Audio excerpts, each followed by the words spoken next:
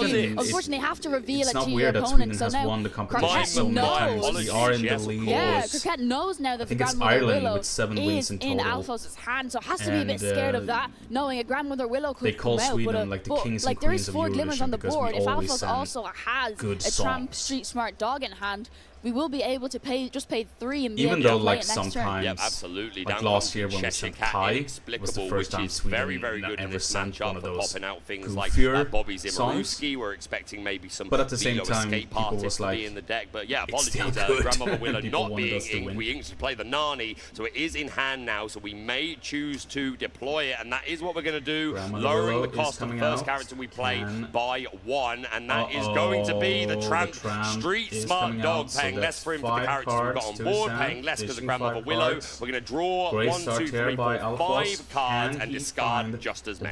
Yeah, hopefully looking to hit some of those Lilo escape artists. That would be nice. Ideally, the kind of card you want to be able to discard and replay at the start of every single turn, because unlike playing against Sapphire decks, Ruby Amethyst doesn't have a lot of ways to permanently get rid of it. Like this Lilo can just keep cycling and cycling and cycling, and hopefully that's going to be the target of all these Headless Horsemen and all these challenges coming out. And not just that, Kim, you're right, the Lilo loves to be in the discard, but just putting low-cost characters into the discard can fuel the Lady Miss Park Avenue. But we do see one Lady Escape artist going into the discard. Do we... Well, we're on a 4-ink turn, right? So we're not going to be able to answer this Tramp just yet. Maybe we can find a Horseman before our 5 drop, but not going to happen this time. We're going to play that magical Researcher Genie, and we're going to go wide. I love this play. Alphos may be playing the Emerald Chromacon. Probably, like, if he is, I expect it would have come to... This is game 3, so I expect Krokot may already know. Obviously, I'm not sure at this point, but going wide tends to be the best strategy against dogs, not just because you want to match their amount of bodies, but if the Emerald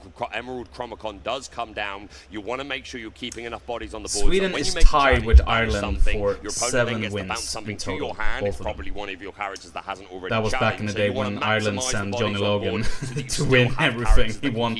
I think he also has won the competition 2 times, like Lorraine. Especially with a board like... I think the Croquette has they are the only two all of these artists that characters are out won of reach the of Under the Sea, meaning Under the Sea is not going to be much use to Alphos at all, and this is the reason some players are keeping the Emerald Chromacon then of course in also their decks for decks specifically like this with no item removal. Like Ruby Amethyst doesn't have a lot of ways to deal with this Emerald Chromacon, I would so probably say like love to see an Emerald Chromacon come into play, and then Alphos can kind of freely start questing, knowing yes, my characters are going to be challenged, they are going to be banished, but into a new era. I get to bounce a character of either mine or yours back to my hand in return. Yeah, you may be one of my characters losing me tempo, but I'm going to do the same right back to you. Here comes the Lady Miss Park Avenue, and Amber Emerald dueling. She's going to return 2 characters, of course 2 or less for the discard to the hand. It is going to be one of those Grandmother Willows and a Mowgli Man Cover. There's not a lot of non-character cards traditionally in this Ruby Amethyst deck. Another Street Smart Dog, Kim. Yeah, and we just paid 1 ink for that Street That's a bargain, mate. Meaning we're going to actually draw 6 cards, and then we're going to discard 6 cards. Maybe we are searching for that all-important Emerald Chromacon. Absolutely. If it's even in the deck, again, like a shout out to people like Sailor, recently won a CCQ at a third-party event saying, no, I'm not going to play these Chromacons Under the Sea full package for me. And I've not seen any from Alphos yet, so there's every chance it's not in the deck. Yeah, but there is a chance that our Ruby Amethyst player does know. Like, we are joining this right in on the action. It is 1-1. And it's still all to play for. There's only 1 lore on the board to our Ruby Amethyst player. That's a second Under the Sea going into the discard. There was 1 discarded right at the beginning of the game, courtesy of Bobby Zimaruski. Krokot going to take a look through the discard. Very nice. Just remind yourself, okay, what's already gone? What sort of counts are left in the deck? Let's see what we've got here. Yeah, I think it's 2 Under the Sea, 1 Lilo. Of course, we've already returned a couple of characters to our hand with that Lady Miss Park Avenue. But yeah, Alphos has gone super nice and wide here. Yeah, a few Delamoon's Lullaby in the discard as well. Could have utilized that alongside Under the Sea to maybe get rid of 1 or 2 characters, but possibly hoping to just flood the board, and the third Tramp, and there Krokot is just giving that sigh. Goodness me, what goodness gracious, on the board. Third dog. Has seemed very cool and collected throughout the entirety of this match, but with that 4th Tramp coming down, down case, at that third, but pretty much did we remove one? Is that the third or the fourth we've seen? There's so many tramps, Kim. That's the third. That's the third. Okay, but that was enough for Krokot to say a little shake of the head. Oh, he has inked but the you fourth can't one, really so hold it he's against not the gonna Dogs find players since they he's can not gonna dig find so the fourth dog. effectively He has inked into it. their deck, courtesy of these tramps. 1, 2, It's 3, 4, not 5, a 6, 7, low 8, roll to 9, expect 10, to 11. see these copies of cards coming up. So yeah, Alphos on the benefiting board. from this pack of dogs. Yeah, Our Lady Miss Park Avenue shifting and returning 2 more cards That back is to a lot of Alphos' lore hand, there meaning then when he played the shift, from he could Alphos. keep an additional few And more cards, if he still have to manages discard to 5 find cards the a first, or 6 Emerald cards the first time, and then we Chromicon, will have to still discard the 7, this but hopefully can getting more of those Lilo escape pretty artists or much even spell 1 or 2 GG cost glimmers for into the discard to be able to Krokot. bring back perhaps later on with something else. We saw Go-Go in there in the discard earlier on. Sometimes that is often a great finisher for these Amber Emerald decks to be able to close out the game, even especially when you've no glimmers left on board. Yeah, it's certainly something that you have to respect. If you leave any Sends damage floating, then this everything Go-Go back Tamago there. can come down, Has pay an almost pretty additional much go 2 ink on through top of its 2 ink the cost, whole of his deck. and gain Krokot more is equal looking to on here that in damage. disbelief. So He yeah, can't believe definitely it. need to be careful A here. But we do have that third Cheshire Cat on the tramp board, passing it who over hopefully to help Krokot clean now up some of that damage. with And 12 you see lore the on the board. patience of Alphos, who has not turned a single thing sideways once, I do believe. Yeah, but we will be able to ink a card this turn and could have actually gotten that Elsa 5th Spirit, but unfortunately not in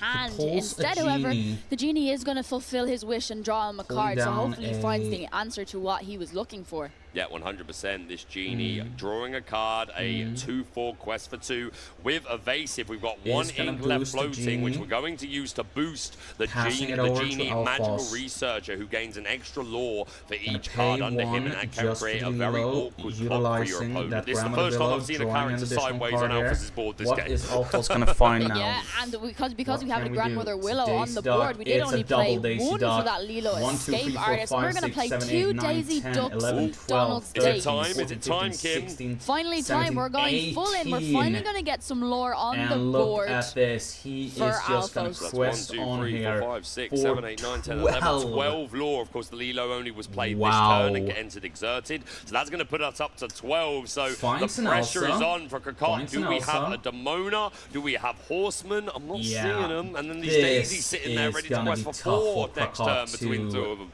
Yeah, we can start challenging here and get rid of some of these glimmers, but we will need to get rid of an awful lot. And we can challenge, boost the Cheshire Cat and kind of manipulate, move some damage around. And depending on what we have in hand, maybe there's also a Horseman Strikes or perhaps an Elsa 5th Spirit to be able to rush in there and also give our Ruby Amethyst player a hand with dealing with this board. There are 9 characters sideways on Alphos' side of the board. 6 characters for Krokot. Of course, there are other ways of interacting. You already mentioned the Cheshire Cat. If we've got a Horseman, then we can take something out. If we've got a Demona, we can turn things sideways. But we still won't have the glimmers to match Alphos's.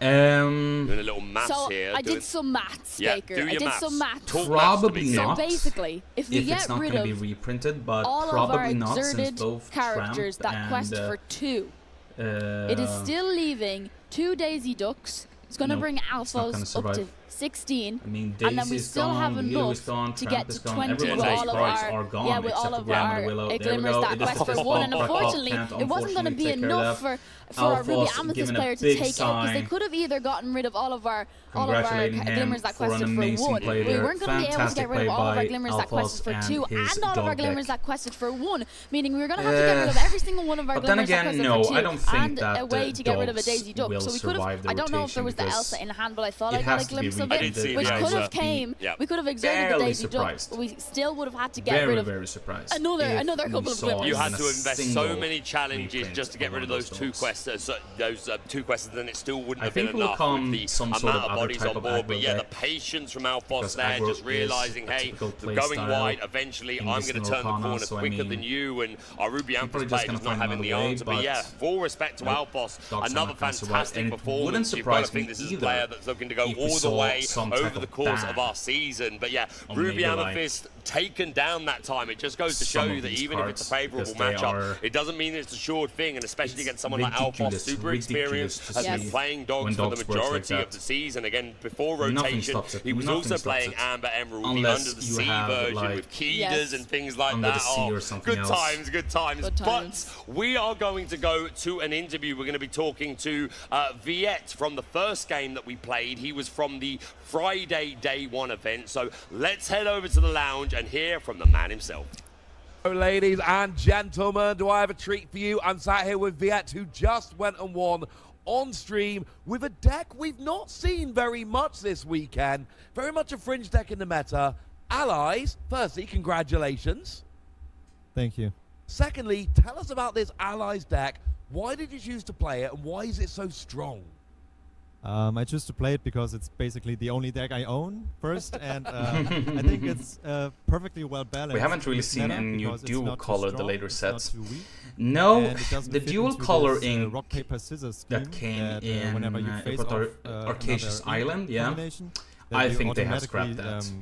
Unfortunately, because this is a lost game. It was is basically a nice idea, and that what makes. But in the end, it was not worth it. Then I think the boost ability rounds, and every round you have to like ton better. Yeah, but if you're good enough with a deck, which you the boost ability when that was announced in Whispers, I was like, good enough with a deck, you can all the way through. You said the deck's not too strong. Sure. Is that because decks maybe are too this strong, tends to be a little bit too make the game more complicated and stuff like that, but I was so wrong. The boost ability was the purple steel amazing. The deck is very strong. So good. If you pick Love it, the boost ability. I think they should. You're playing the odds. Hello, joke. Maybe a few reprints of some of them. Like the underdogs, let me call them underdogs. You think so? It's very hard to. You have to figure something out, and that's. I would be fairly surprised if we would see even if any it reprints was of them. weak. I had to try. I would not be surprised to see a ban on like the out Tramp. very nicely, and your opponent probably but in doesn't that have case, the as much dog deck practice is against dead. your deck. Yes. Can't play it anymore. So give me some cards from the deck that have taken people by surprise. Some good cards that you're playing that other people. I mean, at the same time, the deck is fairly balanced because probably it's the something best like the card against like blue-green for the Hiram thing. It because never happened that was this just weekend, insane. but maybe something had to be done. And the to desperate stop plan it. is. I often find myself in top deck mode, so I am really hoping for a dog deck is fairly balanced at the same time because it has weaknesses. You can take everything out pretty easy. If you want. Dogs dies at the rotation. Like 3 cards, and surely, it also helps surely. I don't see it. The ammunition. Depends on which new angel. cards we get. We're not gonna say it. Let's see what happens. But absolutely, from the looks of it, I can't see how dog is gonna survive a rotation at all. Very nice. So you're on a good. But that's also the fun thing because we have to find new ways to play the decks. Is there any decks you're worried about facing? You said everything feels like a 50-50. But yeah, to answer your question there before, Zero Leo, yes, dual color ink was a great idea. On the play, it's fine, I guess. But I don't think it was utilized that well. I would not be surprised to see a reprint of B-Prep, for example, but it's a dual ink color combination of Amethyst Ruby. I like it. Are there any shout-outs you want to give to anyone before we finish up, or anyone that's helped you on your journey here? Like B-Prep is shout out to my team. We are the Frozen Ducks, and the biggest they really problem helped with B-Prep me was the purple matchups. And without them, I wouldn't be as high as I am right now. And when you play really B-Prep in Amethyst Ruby, I was totally fine with that because you don't have ramp, you don't have anything. That's just pure skill going up to 7-8. And you're doing it with a deck. Now we'll keep cleaning the windows. I hear you in the background. Sure, my friend. Sure. Just listen on. But don't go anywhere, ladies and gentlemen. Keep on cleaning. Plenty more Disney Lorcana Challenge action. Reprint Sisu problem. We are not done yet. That too. No, we are not, Ross. Thank you for that. It's always great to hear from our players firsthand, right off the bat, of an incredible matchup. But Kim, there's been a lot of spice over the weekend. We do have now I mean, really with the Raging Storm, Ruby, we've maybe seen some if they begin with more some very cool archetype versions things, it can work. Reminiscent of the old Steel song, not quite the same. Work We're as not playing well, a whole new world. Even We're though not I playing think that Storm Lorcana Rage on, is but we are very singing balanced songs. right now. So it is a little bit more similar when to days Whispers past. in the Well came out, I think the that was set probably was highest on people's very predictions balanced to because do we well saw this a weekend. lot The of deck's been doing well cards, for a a couple of lot sets of now. Is deck combination taking home coming in really well. We're getting Amber has some great evasive removal like Horseman Strikes, World Great Criminal Mind, and a whole bunch going on, but I don't want to talk about it. We've got some people over in the lounge who are going to do a little deck profile talking all about that in combination. Let's send it over to the lounge and hear what they've got to say. We're here in Ghent for the Disney Lorcana Challenge, and Amber Amethyst is the talk of the town, Kim. It's my slightly rogue prediction to win the whole thing. What do you think about the new additions to Amber and Amethyst? I have been loving them, and what really strikes me about Amethyst in general is that it has all the key pivotal cards we're seeing in Amethyst Steel. Pick for winning the whole tournament. Moved in, mashed up with a lot of new Amber cards, which I love. I still think so that Amber, Lorcana definitely a very strong ink color in Winterspell. I think that the Grandmother Willow is going to be probably the key new addition to this deck. Why do you think that Grandmother Willow is making such a big impact when paired with Amethyst? Like locations was a big deal, but it's not utilized that much because if you have Grandmother Willow on the board, and you only have to pay 4 ink for your Elsa for Spirit. Location deck, not to but mention, in the end, I think it's not the going to key help. things that this deck is trying to do is try get as much Grandmother Willows out, flood your board, and then get other that stuff. all-important Demona out Sorry. there to exert the opposing characters. I don't think Lorcana needs to do that many changes. They just need to print more cards. Control of the board. Yeah, absolutely. Amethyst has some really good control tools, like Demona, like Elsa, and just being able to get them that little bit quicker that is the beauty can with go Lorcana. a really long way. But there's very other easy really to play. impressive Amber like cards. If you haven't played Lorcana, give it 1 hour, you will learn the whole game. We all know and love. I think that any cards you will miss really after the rotation is the new Raging Storm, don't get me which is quite similar to Be Prepared. I will, of course, Be Prepared was surely a miss 7-cost Ruby the song, which fulfilled drawing 1 8-cost card. Amber action, and you're not necessarily going to see Raging card. Storm in all of the Elsa is going to disappear. But what an interesting option to have at your disposal. Yeah, especially when, you know, Amethyst decks are playing Hades is surely going to be missed since he is not going to be able to be played anymore. Our Elsa's 5. We know our Raging Storm also costs a lot. So you can use tools like the Cheshire Cat and our Ursula Whispers and even our Hades to be able to control the opponent's board so that you have enough time to be able to get enough ink in your Dumbo is a inkwell very to be good able card to as do well. That's going to be Raging missed. Storm to clear your Good opponent's draw board. power. Yeah, one thing we haven't talked about, and it's not actually in the deck list we're showing, but some players might even go a slightly different route. You can include like a 10 or 11 card package, which is this Monstro combo. You've got Alanadale, maybe you go for the Great Illuminary location. Do you have any cards here, Leo, that you will miss that you can do with Monstro after the rotation you can very is done? quickly win the game. I think those cards so that's are like also my something pick. to look out for, and I'll be fascinated to see. We've seen players like Zantaez utilize that really well in previous seasons, so I'm very excited to see what direction players can take Amber and Amethyst. And I think it's probably like a dark horse for the weekend. It's not a deck that's on many people's radar, but I wouldn't be surprised to see some really strong players bringing it. Yeah, I definitely think in the last couple of sets we've seen the Monstro Whisper combo kind of something Amber else? deck come into play, but I feel like this set in Winterspell, a deck that people are kind of underestimating, is this kind of Amethyst Amber deck, which you're utilizing tools like the Lantern, Grandmother Willow to bring able to. So year 3 is early, which is kind of plays a lot differently than trying to win with your Monstro combo. We have set 10, set 11, set 12. Year 4 is going to be set 13. They're not giving it the respect it deserves. And so on and so on and so Grandmother on. Willow, that new card we're talking about. Definitely in a lot of decks we're seeing over the weekend, and definitely this deck, Amber Amethyst, is one to look out for sure. Yeah, absolutely. So that's Amber Amethyst. Be on the lookout for it. And if you're looking for a deck to play at your local game store, which is a little bit off the radar, some rotations I'm sure you can there, surprise and quite a lot of opponents with this very powerful color combination. He is gone here. Fable is going to be the Joe, first and one. thank It's you, Fable, Kim. set Goodness 10, me. set So 11, do you set think 12. Amber Amethyst has what it takes to make top cut at this event? I do. I think it's really fun. I don't think it's the same Monstro combo kind of deck that we've been seeing before, but a new version that uses lanterns and Grandmother Willows. So thanks, Bessie, and thanks me. You look really cute in that. Well, yes, I do. I think we may see a few of it, more of it today, and maybe, even just maybe, because I know Joe will be really happy because it's his prediction to take it all. To go all the way. Maybe we'll even see it in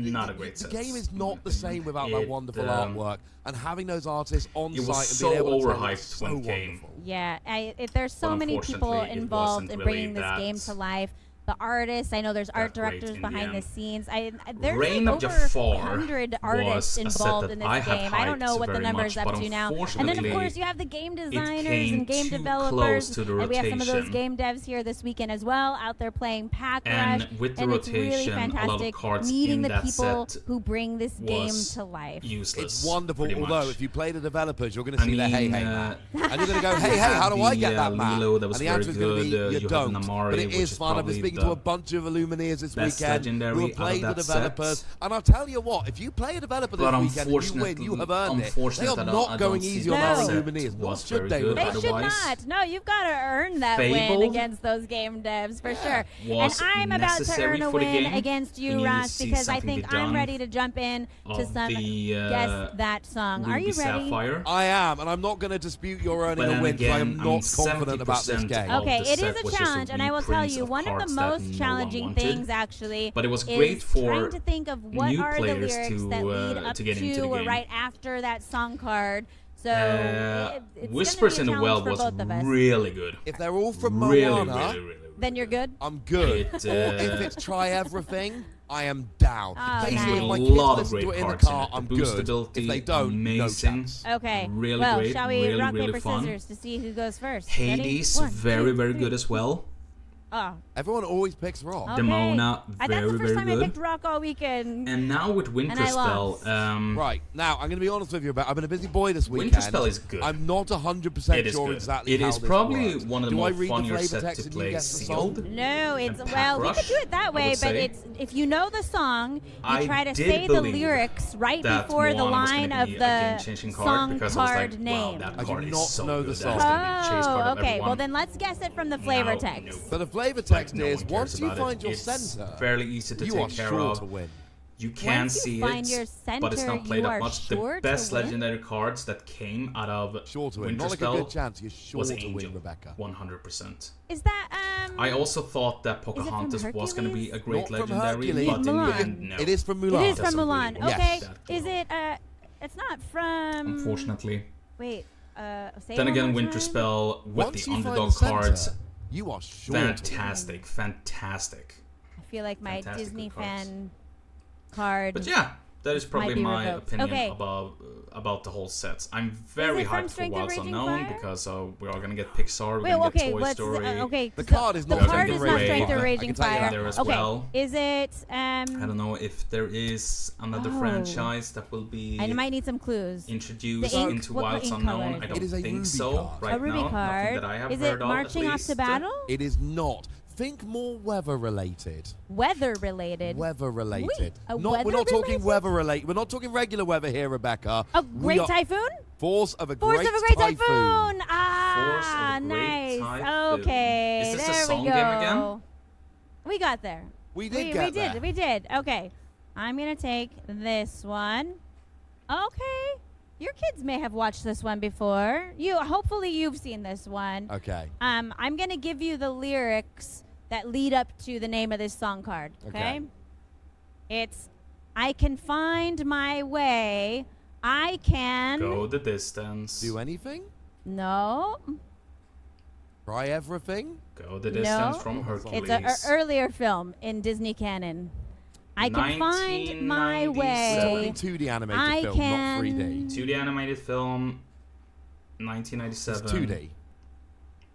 It's 2D, yes. 2D film. Yes. Is it a song? Is it a card that sees competitive play? No. Okay. Very good film. That helps to narrow Hercules. it down.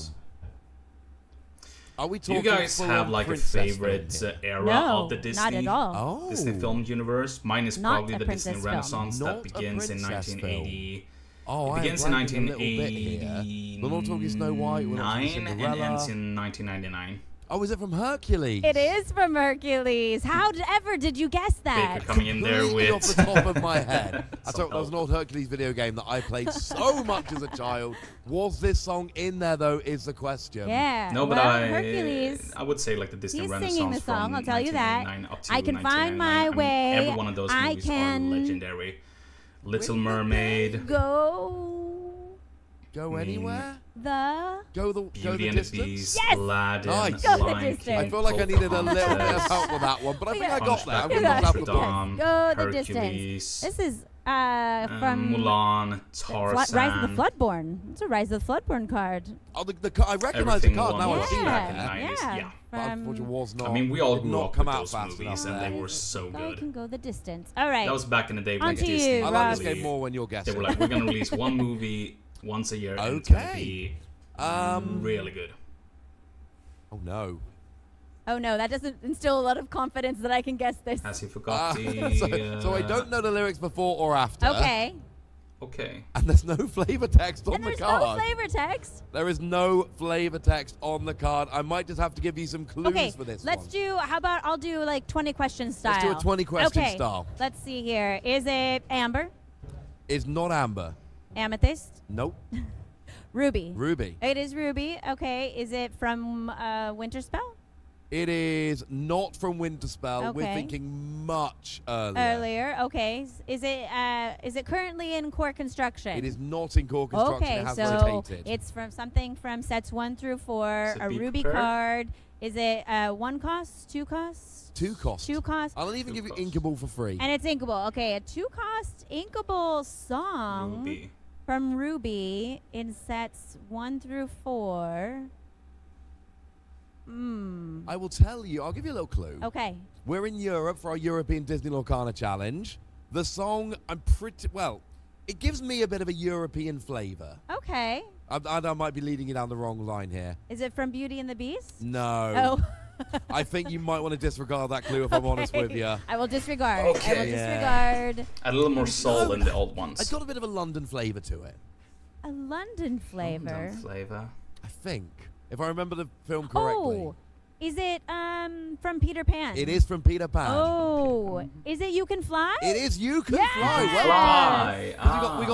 We got the old timey nightgowns there. We got a very much a London kind of thing. Well, I hate to say it, a little Rebecca, more but soul I in we the might old be out ones. of time. No, I don't have time to not guess another one. Yeah, a little more soul in the old Disney movies. Some of them still have I was just getting in the groove. You were so ready. I think in the beginning of 2000, with movies like Atlantis and Treasure Planet and Lilo and Stitch like that, Disney was experimenting a lot tournaments, and these players are hungry. They want those wins. We want to see who's going to get the wins. Let's kick it on over to the booth. And I think they did a very good job. I mean, a lot of those movies are cult favorites to this day. Guys, I'm very, very excited that we will be but going live into up to the this hype that next was the 90s, round. How are you feeling, Joe? So much. Yeah, not only hungry, but we're not, did it change the animated, but walked Toy Story came as well. We incredibly quickly. And changed the whole landscape with its first we've done a run across the hall afterwards, Disney but very, very excited to be here for the next round. So quickly, in fact, that I still have my badge on. But I still love like the Emperor Team Groove. I know, all of these pins. Yes, favorite actually, Disney that's films a really of all good time. shout. Probably the most underrated Disney film of all time. Pins, Atlantis, also one of my favorites. I like Treasure Planet. I like the first this is a fun little activity that our Illuminaires have been able to do this weekend. The third one which is that is a little bit I think on stale. entry, each Illuminaire was given but the whole thing with that movie is the relationship between It's not actually on entry, it's one of the on quest side events. So I see. The fun area, I don't know the exact name of it, but yes, you do the my quest. And you get like a big bag. Then I would say like Disney went on a stale for a bit there with a lot of jokes that didn't work at all, like Home on the Ranch, really nice. Chicken I managed to get mine. I'm very happy like about that. Yeah, it's awesome to see like. But then we got films like Tangled, where you can still enjoy Disney Lorcana. We got Princess and the Frog, the last 2D animated Disney feature film. Side event. One of my favorite movies from Disney of all time. It's really fun to play Disney Lorcana, but if you're here for 3 days, having a few other little bits to mix it up is really exciting and great for everybody involved. And then came of Frozen. course, and we know and that we Disney have a lot of right collectors track, in this game as well who maybe don't play as much. Changed the landscape or just again, kind of and once play again, on the it looked like side. Disney I'm a casual was player. just I'm a bring filthy casual, as we're called, I think. But yes, it's really, really nice. There's so many things for our Illuminaires because there was at the time when even Pixar was the ones like, okay, there's still you want to watch a good Disney film, we watch Pixar but we instead, are because they are just shortly making going into our masterpieces, round. which they still do. 4?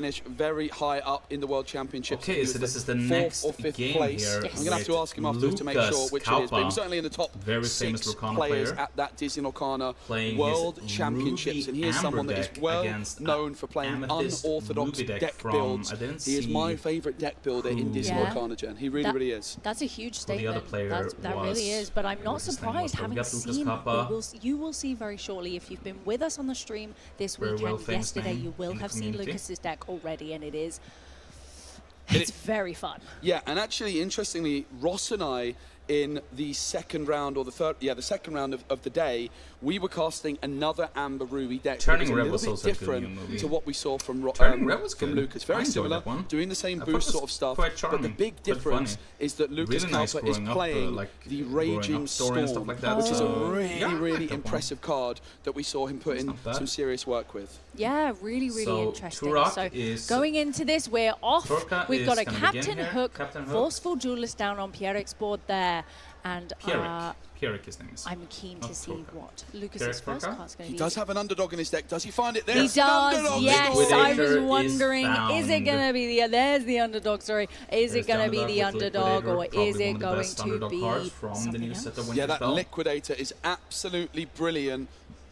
So the Liquidator with that 4-2 stat line, it does have Reckless, but it's going to be a particularly strong card to deal with the Amber, the Amber and Emerald. And we do see another underdog. We've been talking about them so much. And this is the beautiful thing about these underdogs. They're inkable cards. Okay, they're best on turn 1 when you go second, but they're really not that bad on turn 2 either. We now see the Negaduck, which has the same stat line as the Liquidator, but it does not have Reckless. So now Lucas Kalpa with 2 characters with a 4-2 stat line.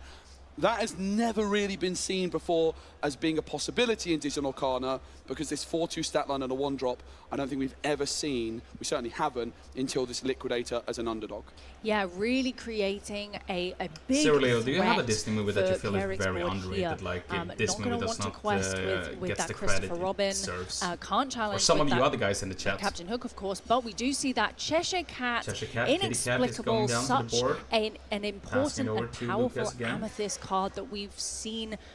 You are very unlikely to see it, to not see it, sorry, in an Amethyst deck these days. Yeah, and look at that, Christopher Robin not questing. This is the thing that makes the difference. As the player going second, often the player going first will just have a few opportunities to quest easily, but Lucas Kalpa's early curve is denying it. And look at that, there's another 4-strength character. It's Aladdin, which Pierrek is going to read, which I think is wise. It is a Reckless character with boost 1, and when it's boosted, you can exert any of your characters with Reckless to gain 1 lore. So Lucas Kalpa getting a really good early foothold in this game, just keeping their opponent at bay and not gaining any of the early lore. I also want to mention the Cheshire Cat gen. 3-4 stat line.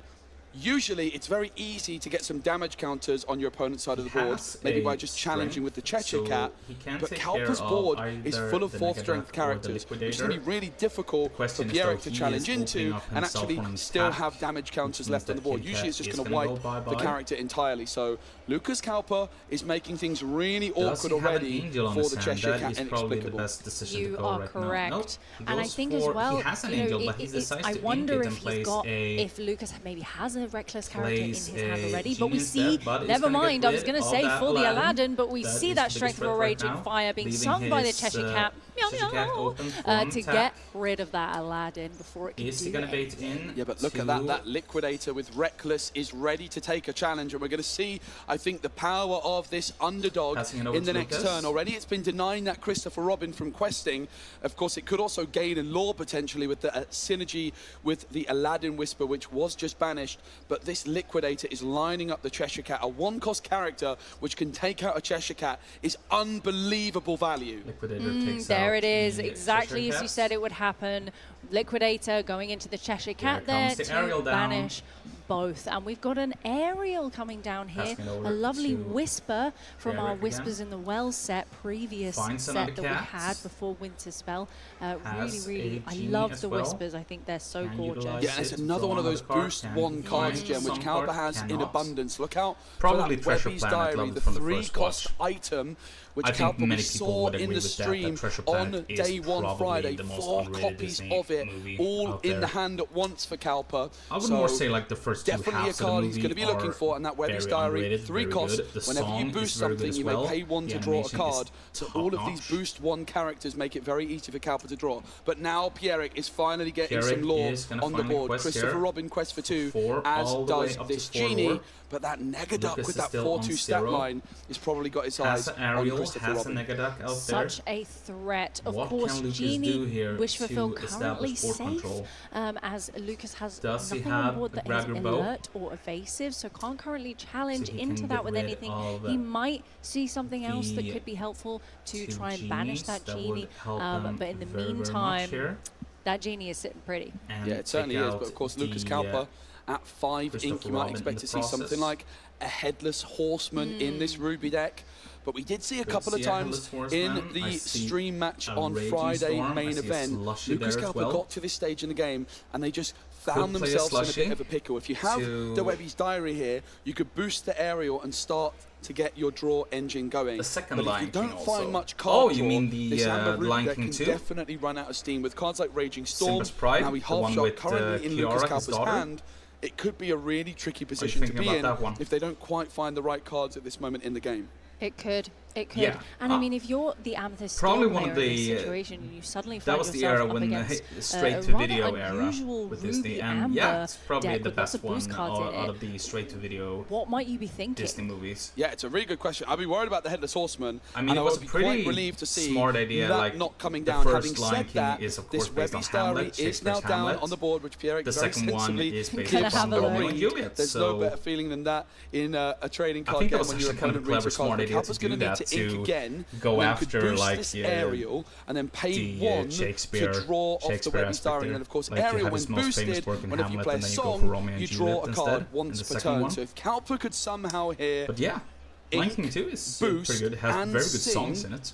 It would be absolutely remarkable. I'm not sure it's going to be quite possible, as there's not many cards in hand, as we do see this Maui being inked, the aerial boosted, and then imagine you draw a song that you could sing with aerial off the top here. That would be quite unbelievable. Delamoon's Lullaby, I know, is a song in the deck as well. It's going to be the Negaduck challenging Christopher Robin, and it's going to be aerial. It is surely going to be a song. It's going to be Adela's Lullaby. You said it, and then it happened. There's the Delamoon's Lullaby being sung by Aerial, which of course will trigger her ability. Oh my gosh.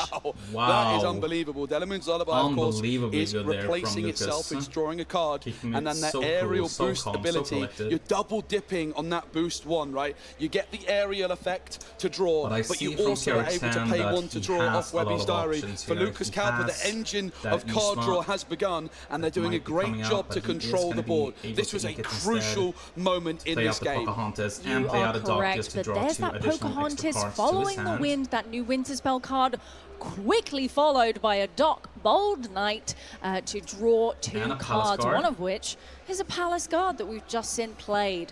But that Pocahontas, we have seen a bit of play recently. I think more so even after the question is recent here, though, CCQ in Leicester in the UK, where there was an Amethyst Steel deck won that all the way up to 9. There was a Pocahontas in her deck Still list. establishing. There certainly was, as we do see that double genie quest on the Captain Hook.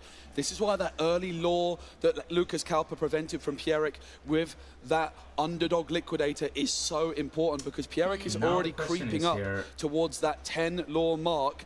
Lucas Kalpa, it's an important turn to control the board. Can they deal with those evasives somehow? I'm not sure, but I think there's another Delamoon's Lullaby playing. Oh my goodness, okay. And of course, drawing off the aerial the first time, every turn you play a song, you may draw a card when aerial has been boosted, so that Delamoon's Lullaby comes through. There's the Horseman Strike. Oh, that pesky pumpkin coming into play. Get rid of one of those genies, because of course the pesky pumpkin, the Horseman Strikes, will get rid of an evasive character and draw a card, I believe. Yep, absolutely. It's going to replace itself again, so Lucas Kalpa keeping a healthy amount of cards in hand while controlling the board. Of course, that Pocahontas at just 1 strength right now might not matter. Imagine if Pierrick had been bold enough to play something like an Iago Giant Spectral Parrot. This Delamoon's Lullaby would have been unbelievable value with that Vanish. It will be it's going to be a Liquidator, and it's going to be a Tinkerbell. And then we are going to see, I believe, a quest come in from Aerial. Oh no, the Aerial had challenged establishing big board control. Yeah, no worries. But we are seeing still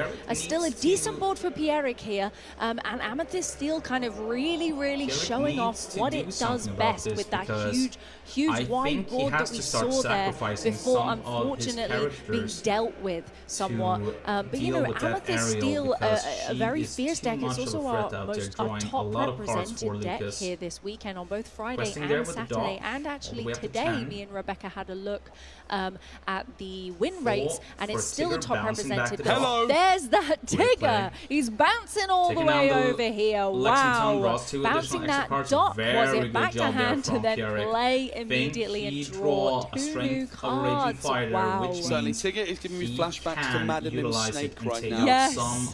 Really, really nice. The Tigger is great against dogs to slow them down as a sort of control play, but in this case it's also brilliant at just replaying your dock and replenishing the cards that you have in hand. Pocahontas.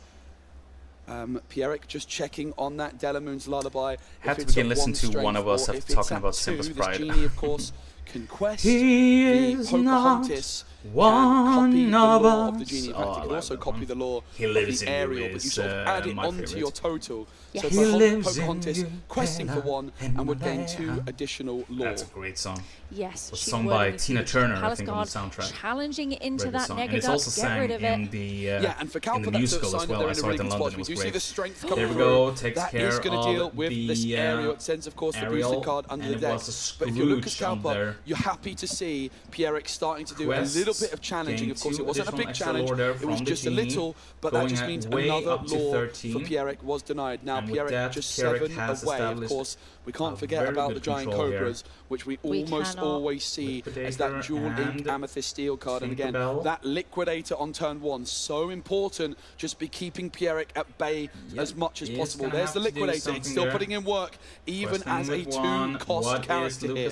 Indeed, questing with the Tinkerbell. Was it questing with the Tinkerbell? I think it was. I think it was a quest and pass. Yes, nothing spent here, which is not ideal. I think it is fair to say for Lucas Kalpa. We did see them ink that Maui half shark, which was unfortunate but necessary to get that sort of aerial Delamoon's Lullaby turn through. So Lucas Kalpa has definitely faltered a bit at this stage in the game. They had some awkward inking decisions to make, and it's Pierrick is putting on a lot of pressure. Another Doc and another Knight coming down and to draw I think 2 he just more cards drew into for Pierrick his here. Wow, third that's dock. a lovely card. Look you at want this. to see at this moment. A We see another third Oh dock. my gosh! And Lucas just Another shakes dock his head. after a Pocahontas. Wow. 2 more cards into the hand. That is Lucas incredible not right in a there. great position Incredible. here, unfortunately. Questing along there for but 1, 2, 3, Pierrick, 4.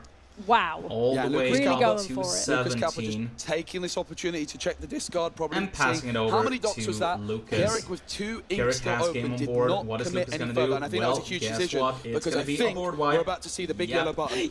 Yes, there it is. board wipe from Raging Storm, Clear taking that out board. everything. Wow. It But clears the Pierrick board, just but one needs thing 3 remains, more Jen, and lords that's to that take home Yes. this diary. game. That And look at item this. is, of course, still in play. Look at this. Pierrick now 3 lore Lucas, though, away. Of course, the Giant has, I Cobra think, a does second not Raging seal Storm the in deal, his and that is hand, all so he thanks to can that board wipe him Liquidator. again. But Lucas Kalpa is 18 lore away. It is a mountain for them to climb. Can Pierrick just seal the deal here? I don't know. It's going to be interesting to see what happens here. We've got a Demona, Scourge of the Wyvern Clan coming down for Pierrick there, drawing some more cards. He's drawing so many cards. Has game on board once again. Really, that's And one thing look at that this. Amethyst, I think, It does is gonna well, be another is board wipe. draw cards. Something has to be removed, and it's going to be No, the it's gonna Maleficent be the Monstrous Maleficent Dragon. Dragon. Demona has been dealt with, Wow, but that Demona Christopher has been Robin dealt with. remains. The A dragon giant comes Cobra in for with a Pierrick would clutch. win the game right now, but do they have it? 3 cards in hand. Have it. Surely Lucas Kalpa cannot mount this comeback, but it's possible at this stage in the game when you're playing Ruby Amber. You've got threat after threat to remove, but if any ink color can do it, it's going to be Ruby. Agreed. Agreed. Yep. It would be such a feat, but we got another Demona coming down, drawing 2 cards for Pierrick there. Wow. Questing there. Questing with that Christopher Robin right up to 19, Lucas is still but can't just on quite make it to 2 20 just yet. And I think However, the smart move in here an would be incredibly for good Pierrick position just here, to of course, pass. with 2 characters on the board. And of course, Demona being ready, so play can't be out challenged. anything more here. Does Lucas have something that he can use to deal with that Demona will. or He not? will play out And we the see Lexington. Lexington also come down, just really, really putting the pressure on and forcing that. No, it's a there scoop. it is. That it It's is a it. scoop. Pierrick there taking the win He did in that not have the Raging first Storm. I thought match he had the of Raging our Storm in his hand, round but no, 12. it is a scoop. Wow. What a display from both of them. I mean, I really it was looking quite rough for Pierrick there for a while. But then it quite significantly shifted the other direction. Yeah, it was a really fascinating match. The Liquidator was really impressive, but Pierrick did just such a good job to just continue to quest and apply pressure despite that. Even didn't find the Giant Cobra, it didn't prove to matter. I think the key turn there, Jen, was when Lucas Kalpa inked the Maui Half Shark. Okay, look, it worked out for them. They got this aerial boosted. They drew off Webby's Diary. They found the Delamoon's Lullaby, drew off the aerial, but they weren't able to find that other copy of Maui Half Shark to get down on the board. The Half Shark is going to be a really key card for Kalpa in this one to just continue to control the board, keep their opponent from questing with those evasives. And we did see as well in day one, Pirate's Life is in the deck for Lucas Kalpa, and that's going to be a great tool to steal more away from your opponent and just keep them out of that Giant Cobra don't forget range. also that there is a giveaway right now on my Twitch channel, on my Instagram channel. So 2 of this round 12 here at the Disney click on the link Challenge there. It will take you to my Instagram channel where you can join the giveaway to have a chance of winning Friday, we had one Saturday main Winter event, Spelltro. and now we are here. It's Sunday, and we've Vilmer got TCG. Our top Read the players from those previous 2 tournaments battling it out. Yeah, we talked about Raging Storm and how good it was, Jen, but honestly, in this first game, that Raging Storm was in Kalpa's hand from very early on, and that uninkable is what forced them to ink that Maui Half Shark, and it just goes to show you these really powerful cards in Disney Arcana do come at a cost if they're uninkable. It can force you to ink cards you really would rather not, and that was the story of this game number 1. Lucas Kalpa, he went second in game number 1 with that Liquidator underdog. It's going to be on the play here. Of course, we could see that underdog Christopher Robin coming through on turn 1 for also a sponsor to Stockholm Open 3. I mean, thank you so much, if you are in this situation now, you're going into your match 2. You know, the and also, guys, don't forget also to buy your tickets for Stockholm Open 3. I'm going to be there commentating who will be crowned the new champion of Stockholm. I'm looking for the 25th to the 26th of April. I think that's a really good start. I think we are going to have a Disney quiz as well, which I'm going to be hosting. Having enough, There's also going to be a karaoke night. Is if you don't have enough card draw, you can't ink enough to get up to that Maui Half Shark, that Maleficent Monstrous Dragon. So what Kalpa's looking for in the opening hand is lots of ink and some card draw, like a Webby's Diary that he can get through. Going first, he probably has enough time to develop it.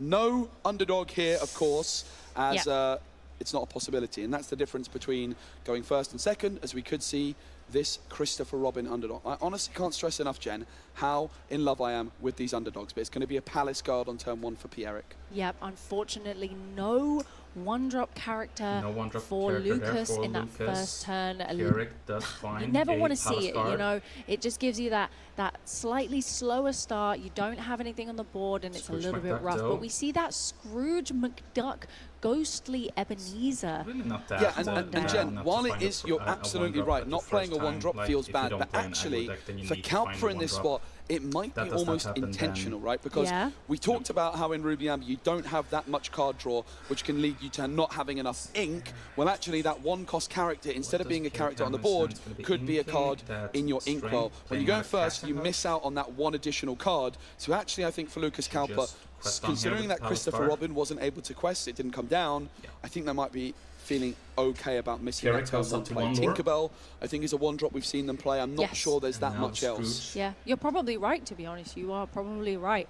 But yes, this Scrooge McDuck, one of the another Scrooge McDuck, Ghostly Ebenezer. We're boosting the first one. He has a boost cost 1, and this character gets +1 strength and +1 willpower for each card under him. So he is. You can just keep every turn. You can boost him again, add another card. He gets even stronger.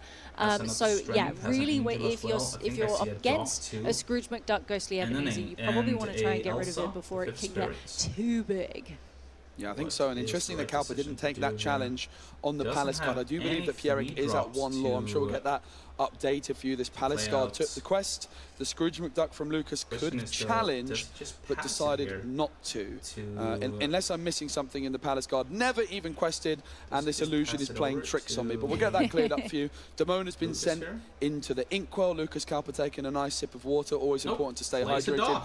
No trigger from Doc, which I'm not so surprised to see. No, this early, if you're playing a dog, to me, it usually indicates that you've got a secondary dock in hand. He has an but yes, of course, not wanting to discard your hand just yet. He's got nice 4 cards or 5 even in hand still. So that I know of early dock, can take care. You're probably not going to discard use that ability. Jen, I think I've said it about 3 times this broadcast, but this is giving me flashbacks to my Winter Spell Sealed. I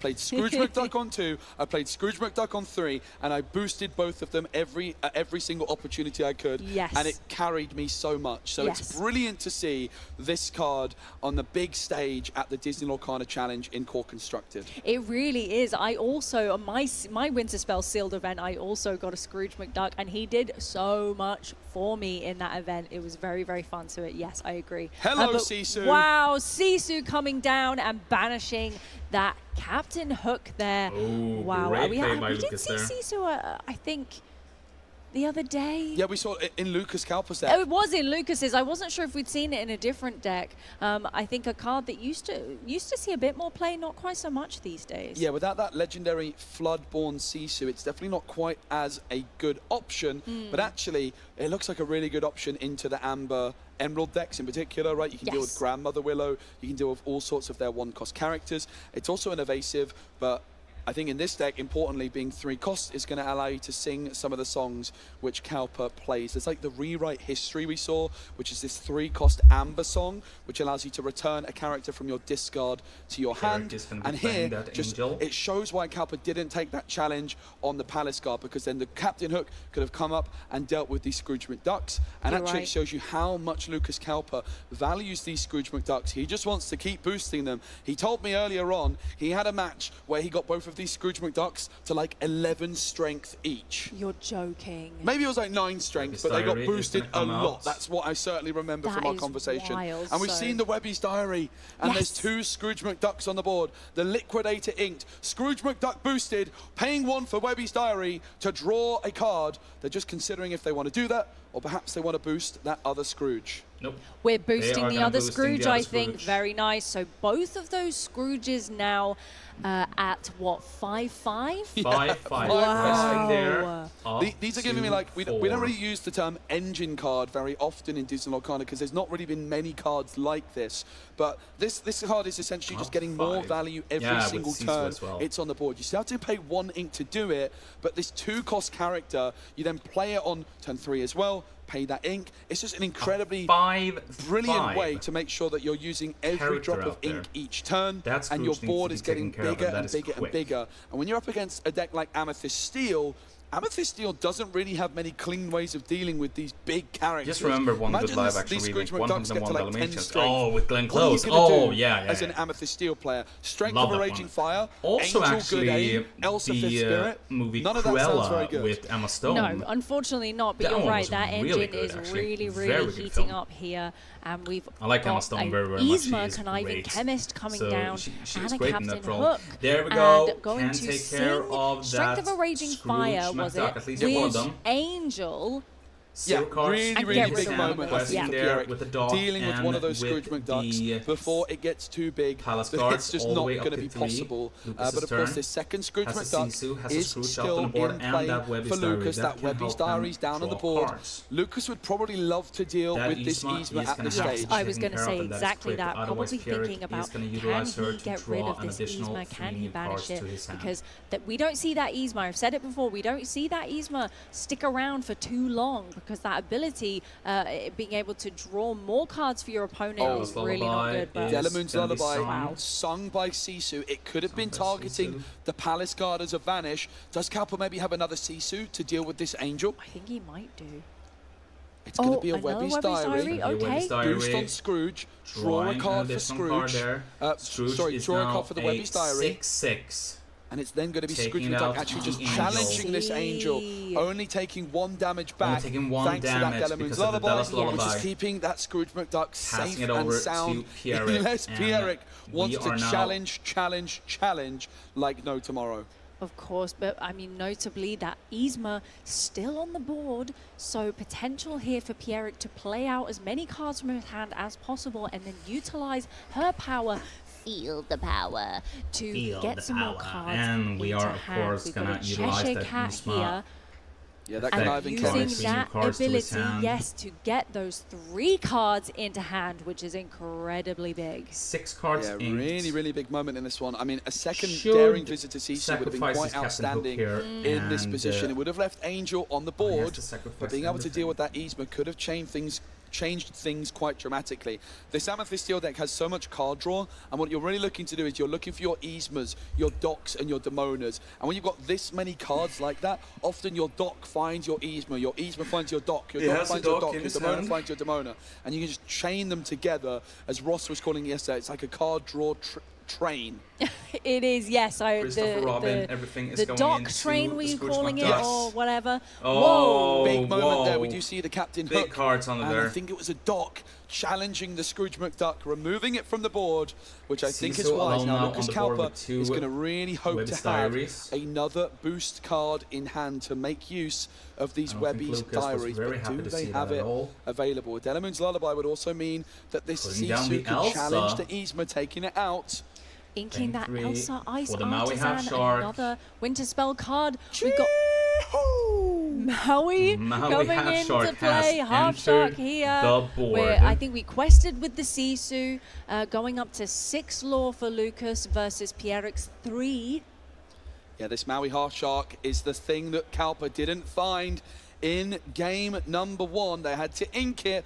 They never quite found it. And there is an abundance of actions in the discard, which Pierrick is taking note of. Let's not forget, there's cards which we haven't necessarily seen be played thanks to the boost cards, right? Whenever a boost card is banished, the cards underneath it follow it. So there's so much synergy with the boost mechanic in this deck because it's also giving Maui Half Shark more options. You are exactly right there. And there's another Doc Bold Knight coming down, drawing 2 more cards for Pierrick, really looking for some options here to try and tackle Lucas's board. It's not a great position when you've got a Maui Half Shark on the other side of the board and you know there's quite a lot of actions in their discard. Yeah, there's about 3 ink remaining, it seems, for Pierrick. But that Maui Half Shark is exerting a ton of pressure. Gonna be Yzma utilized could quest quest for 2. Instead going to draw 2. Christopher Robin and that Cheshire Cat still ready and waiting. But it's a lot more daunting to quest when there's a Half Shark staring you down. I mean, there are very good, like... only at 3! Oh no, the Benja is found, I'm which so means the excited to see a Webby's Benja. Diary It is one of my disappeared. Benja's favorite effect is, of course, item when he is removal played, options you can because when discard he comes one into play, he item can on banish the a board, chosen either item. on your So side of the board only or one on Webby's your Diary opponent's left side for of the board. Lucas now. Yes. And Lucas then that now Benja needs is to just sat find a there, a board nice wipe, 2-3 otherwise stat this line, might be questing for spelling 2. a GG Very for him. nice. Yeah, don't mistake spirit for skill. That's the Benja But he flavor has a text. Raging Storm. We I saw have it a now choice, on the his ability. hand. And in 1, 2, this 3, moment in 4, time, 5, 6, Benja 7. certainly did have a choice. You either banish Can the utilize Webby's it Diary or the Webby's to Diary. play. Yeah, exactly. I think But I he would does choose not want to the utilize it right Webby's now Diary. because I he actually needs would to get disagree with that. I would go for Nope, Webby's Diary. He is Okay. going to be utilized. But we are know, going to see yeah. the Half Agree to Sharks now disagree. challenge the Christopher Robin, getting back that Look at that. Delamoon's Lullaby. Of course, let's not forget whenever Raging Raging Storm! to Get take out of care. here, you! All of you! All of you Wow. are going to have to get out of here. And this Maui Half Shark Lucas added a passing it card over back to again hand, to this Pierrick. Delamoon's Lullaby, and it What does also we have? gained a lore He has a for Demona. that Raging Storm. So Oh, don't miss out on that. wow, And of course, that no. Webby's Diary is still there. He has a Imagine, Demona, which though, means the that he can power just of a second Play it Benja. out, draw 2 additional extra cards. Imagine. So Lucas Yep, here we clearly, go. whoa, Drawing okay, 2 a additional Demona, Scourge extra of the card. Wyvern Lucas Clan gets coming draw down, 1. drawing 2 cards for Pierrick there, of Lucas course. also Robin drew 1. as And well. Lucas drew 1, yes, There we go. exactly. And we've got another Christopher Robin. Wonder when the old also Disney for TV series Pierrick. will Oh come my on. gosh! Oh, another Raging Storm. Lucas Kalpa, you've heard Lucas, of what Be are you Prepared. doing here? How about Raging Storm? Raging Banish Storm all after Raging characters Storm. once again. Wonder when the I old wasn't Disney TV expecting series to will see enter another one Arcana quite with Love so Quack Pack and quickly. the rest of the Goof And Troop that characters in the Demona game. has been dealt with. I Kalpa mean, in the lead Quack in terms Pack, of lore. It's 8 yeah, lore we to don't really 6. have Quack Pack Can yet. Pierrick We just have the refill this DuckTales board again? Goof Troop. Surely there's not We a have a third, Goofy but that's movie, not so we the have most some of those impressive set characters. of We have glimmers PJ, with we Olaf have helping hand Goofy and that and Palace Max, but that's guard mostly joining the from the fun. movie. Yes, and we really, But yeah, you know, we have really Pete's like wife that there. Olaf helping hand there with his And- ability. oh, he will not be lasting too long. Out. We've got the Maleficent Dragon coming down, getting rid of that Olaf. And of course, when Olaf Helping Hand leaves play, you can return a character to your hand if you like. But we're not going to return that Palace Guard. It doesn't really do much for us to return that Palace Guard. Yeah, and with this, with the 2 ratings from Lucas has established himself looking quite back comfortable on the board, in this game. very confident here. 14 lore away. Yep, it's going to there take about is back going to the be Palace played Guard. out, playing Palace out Guard is going to return readied, meaning it's going to be free to cross again most likely. But this is where you want to be as a Ruby Amber player, with the Webby's diary down, an abundance of ink to work with, and your opponent 30. And another dragon! Another dragon! Wow, oh my gosh, this is crazy. We had a Raging Storm followed by a Raging Storm and then a dragon followed by a dragon. I just Elsa, you can't make is this not up. going to be much of a help. And the key thing for this Amber Ruby deck Lucas is how on earth do you actually get this much ink?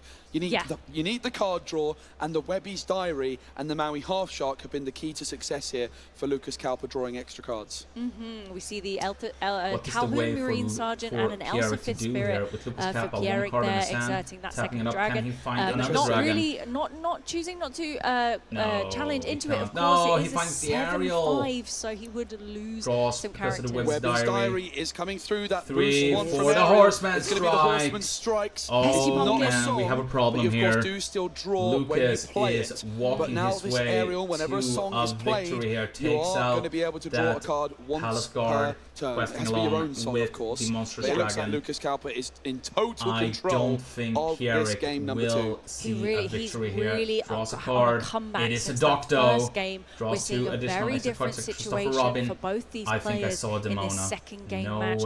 We've got Lucas on 12 lore and Pierrick on only 8 currently, and Lucas definitely with a healthier looking board than Pierrick. Surely not. It is a Demona. 3 replenishing the hand for Pierrick. This is what this Amethyst Steel deck does. I mentioned it again. Your Demonas, your Docs, your Yzmas, they can all just chain together, helping you draw more. But at this stage in the game, Pierrick needs more than just cards in hand. They need lore on the board. Indeed they do, and Olaf, another Olaf helping hand coming down. We're building out that board again. You know, he's made a decent comeback in terms of board size, but is it enough? I'm not sure it is. Yeah, and that Maleficent Monstrous Dragon, not challenged by the Elsa and the Calhoun. Definitely an interesting moment in this game, because of course then that Headless Horseman, the Horseman Strikes Back, really punishing that play from Pierrick with that Elsa not ending up doing all that much.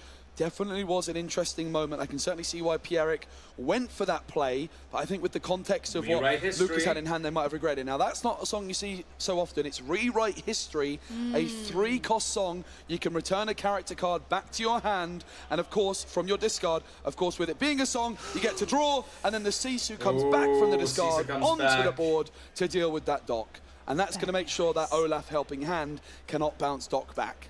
Yes, you're correct. And we've got another aerial coming down there, that Whisper. And we're going to just go for a big old quest here, all the way up to 18 lore for Lucas. And inking Adela's Moon Lullaby just because. For Pierrick. And it looks like that's probably going to be too much for Pierrick to handle. They don't have a Raging Storm in their deck.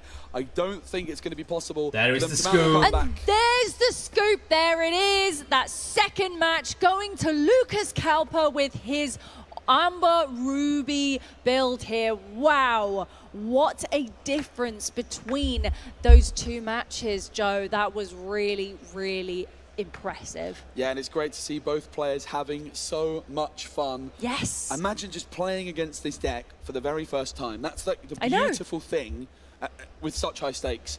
That's the beautiful thing about playing something off meta, right? Lucas Kalpa, I know, he's probably built 100 decks this season, trying to find the perfect thing for this tournament, right? And then you're rewarded, okay, maybe a deck isn't quite as good in a vacuum as some of these other decks, but the fact that Lucas Kalpa's probably played this matchup 100 times, and I can almost guarantee it's their opponent's very first time having to learn on the job. It's a really tricky spot to be in. Both players doing a great job. I'm having so much fun seeing this Amber Ruby boost deck. I've always said, I think the boost cards are good. I'm not convinced they're good enough to build a whole deck around.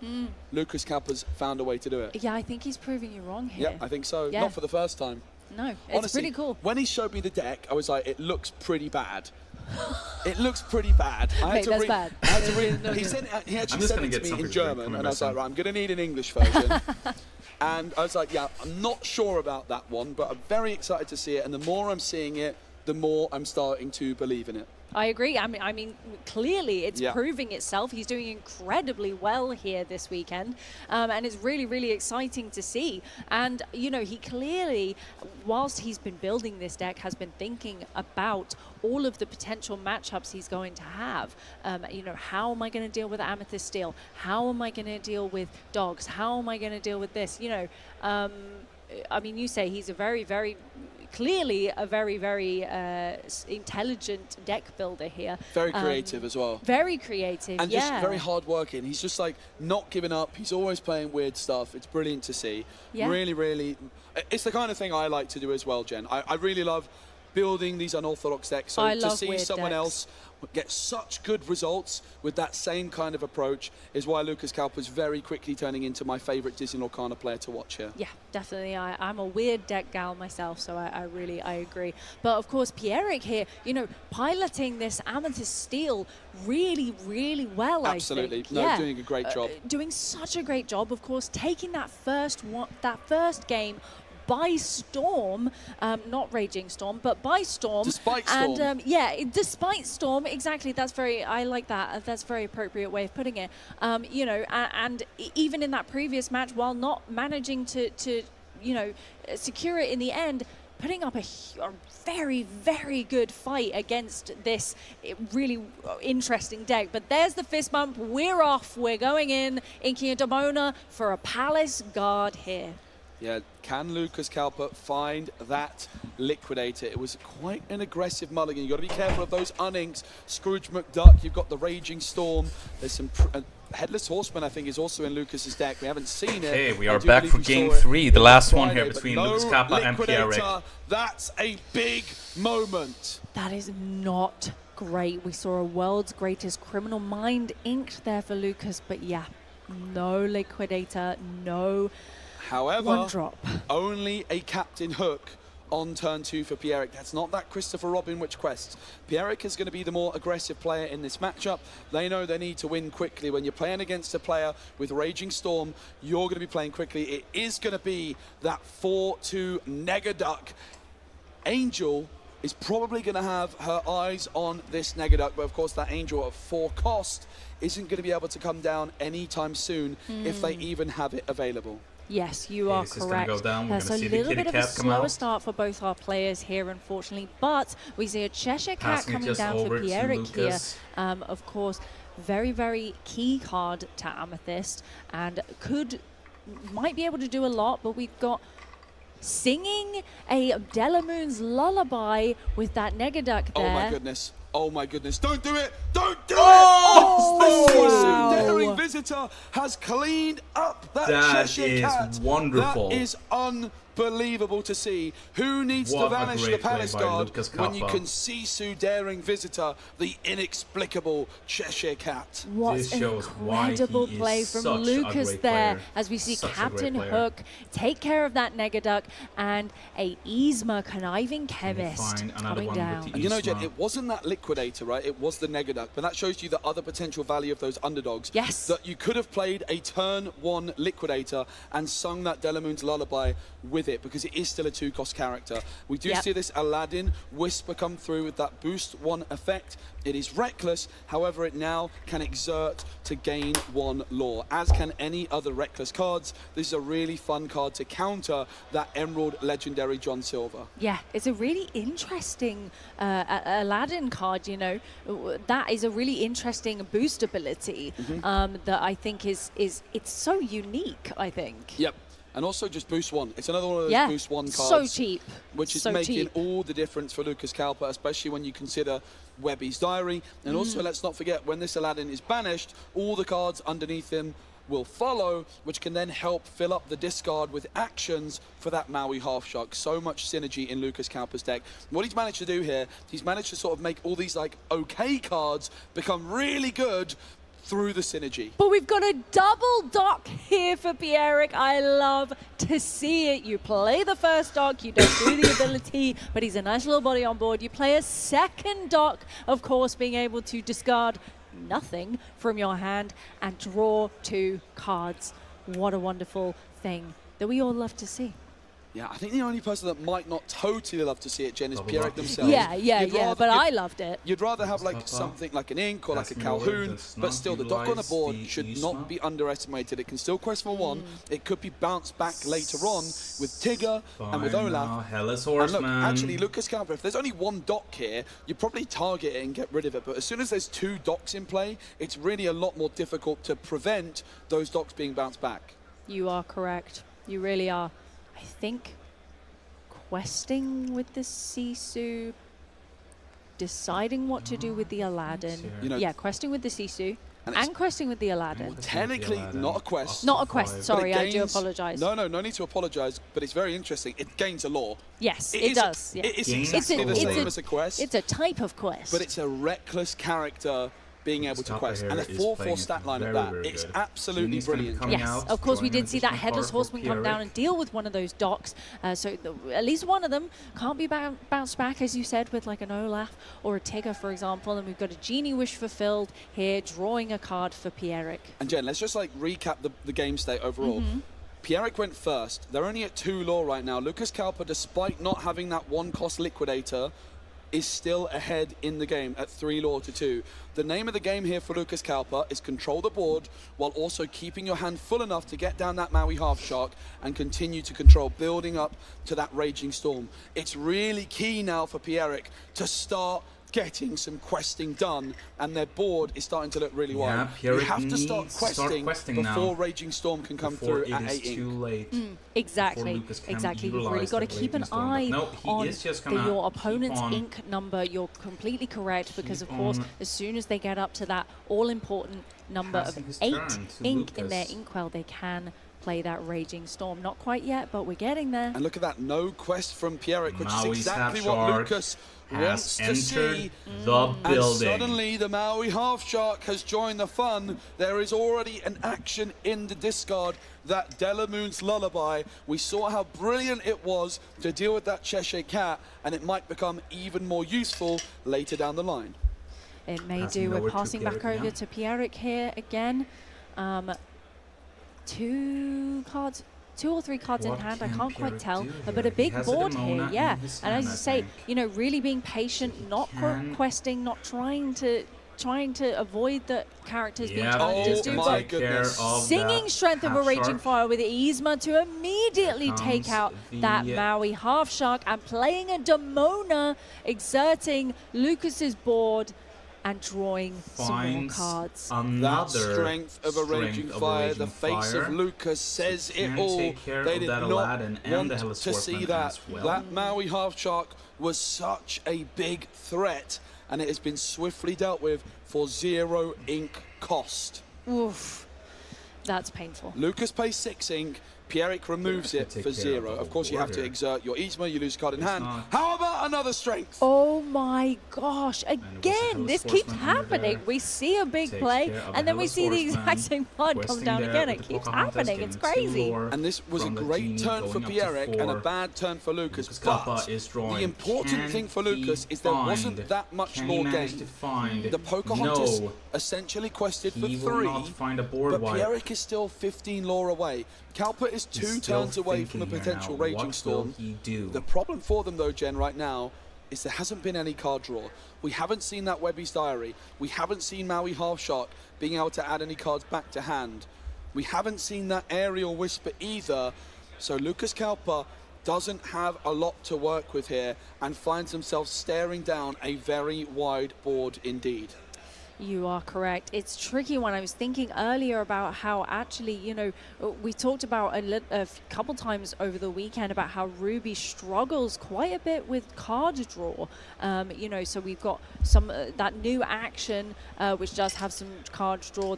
I believe it's Marching Off to Battle. Horseman Strikes. There's a Horseman Strikes. They're going to get rid of that evasive Genie. Go away. We don't want you here.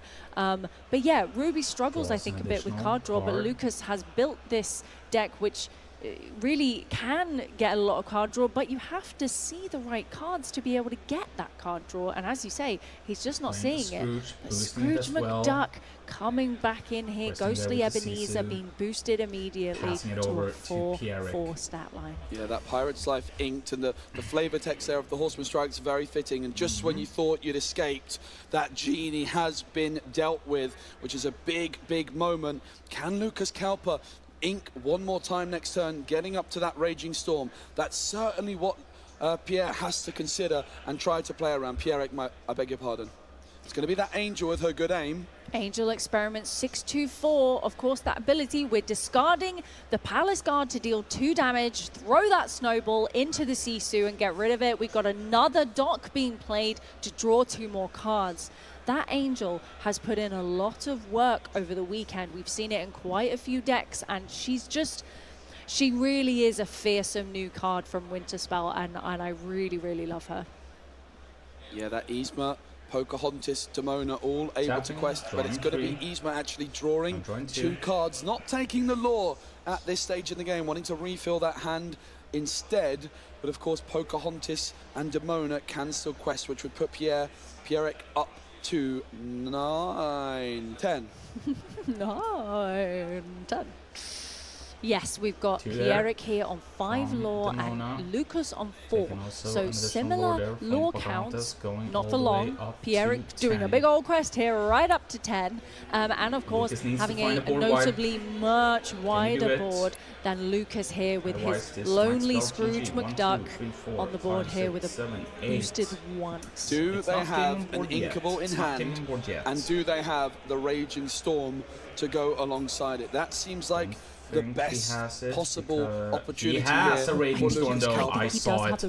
He does have the Raging Storm. I saw it. I think the other 2 cards in hand, I think it's only 3. I think I saw a Horseman Strikes and a Maui Half Shark as well. There's a quest with the Scrooge McDuck. There's the ink. And there's the Raging Storm. Exactly what he needed in that moment to clear Pierrick's entire board and reset this board state completely. Yeah, and Kalpa inked the Webby's Diary. Shiny Migoletto, hello and welcome to the stream. How are you, my friend? First time chatter. It's a potentially good card draw engine, but of course it's also inkable, which makes it oh so valuable in this moment. Very much so. Lucas there having Raging a little Storm look through is a Pierrick's board wipe, discard. so when it's played, it banishes all the characters. How many docks had been played? I had also lost count because we've seen quite a few of them in that first game. I think we might have seen all 4 of them. So yeah, it can be a little bit hard to keep track of those things, but you can check the discard at any time. I have not heard Always anything yet. good to remember that you can I will check your check a little opponent's bit later. I discard. know that one of my friends has gone out another from Conniving Chemist. The Conniving Chemist has been so big for Pierrick here. Is going to be that still on the go, I think.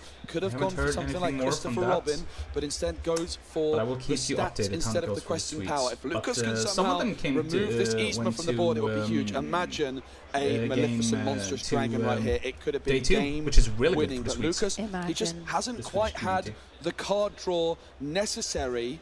But we can see there's 3 actions there in the discard alongside a bunch of characters. So Maui Half Shark going to have 3 options to choose from as it stands. But yeah, if Kalpa had managed to get a bit more card draw earlier on here, Jen, possibly we could have seen them ink something else, play the Maleficent Monstrous Dragon, deal with the Yzma, but because they haven't had that much card draw here, that's not going to be a possibility. Of course, I don't think they have the Maleficent in hand, but they also probably don't have that many cards in hand. You don't really want to be inking at this stage when you only have 1 card available in hand. Exactly. It has been a tricky one for Lucas this match, you know, but we saw that card draw power really, really working for him in the previous games.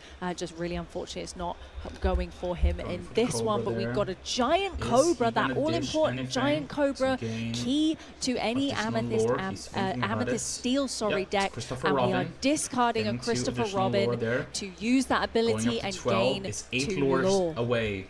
Yeah, really nice synergy, of course, with the Conniving Chemist. You're emptying your hand, you're gaining lore. Usually that's a bad thing to discard cards from your hand, but when your Yzma can replace your hand, it doesn't really matter that much. You value that 2 lore all the more, but Yzma is now exerted, and that Maui Half Shark is going to be eyeing it up. Of course, that giant Cobra, it was great, but it's also an illusion with Vanish, and there is that Delamoon's Lullaby in the discard for Kalpa. You are correct. Yes, of course. Vanish. I can now give you some information. Oscar is Swedish player is 10-2, so it seems she will go to the top cut. Pierrick actually quite worried about Very another big day Raging for the Storm, Swedish not wanting to overextend because of course the biggest Lorcana tournament yet, and we have a Swede going to the top Raging cut. Storm, Very and then fun you play to the see. Raging Storm.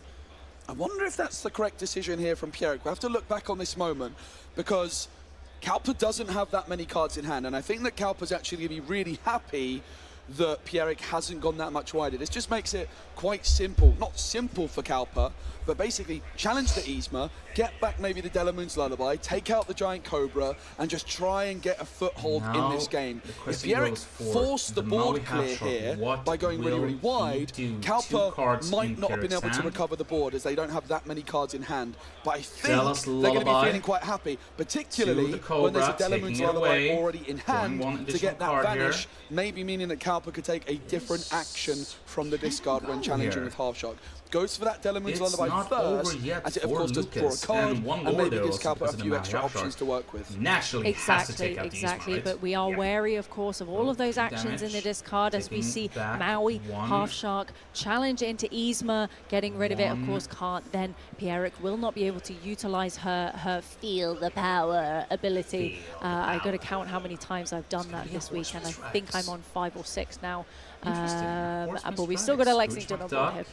Yeah, and the big moment here for Kalpa, the big decision rather, was what action do you add back to hand with this Maui Half Shark? The Lexington with the lure is surely going to be removing the Half Shark in the next turn. In fact, it won't be, because it is a stone by day. It's stone by day, so that Lexington is not going to go anywhere. With this board state. It really is, as we see 2 Calhoun Marine Sergeants come down, both together, ready to fight. But yes, that stone by day ability, I think it's you know, me and Kim were talking about it earlier. I think a lot of people have been choosing to replace their Lexingtons with the new GG Best in Snow card that came out in Winter Spell, because of course she has Alert also, and she has a 2/4 stat line, but of course she has no damage. And she's an alien. And she's an alien, which we love. But if she has no damage, she gets a +2 strength, so basically makes her a 4/4 stat line. But of course,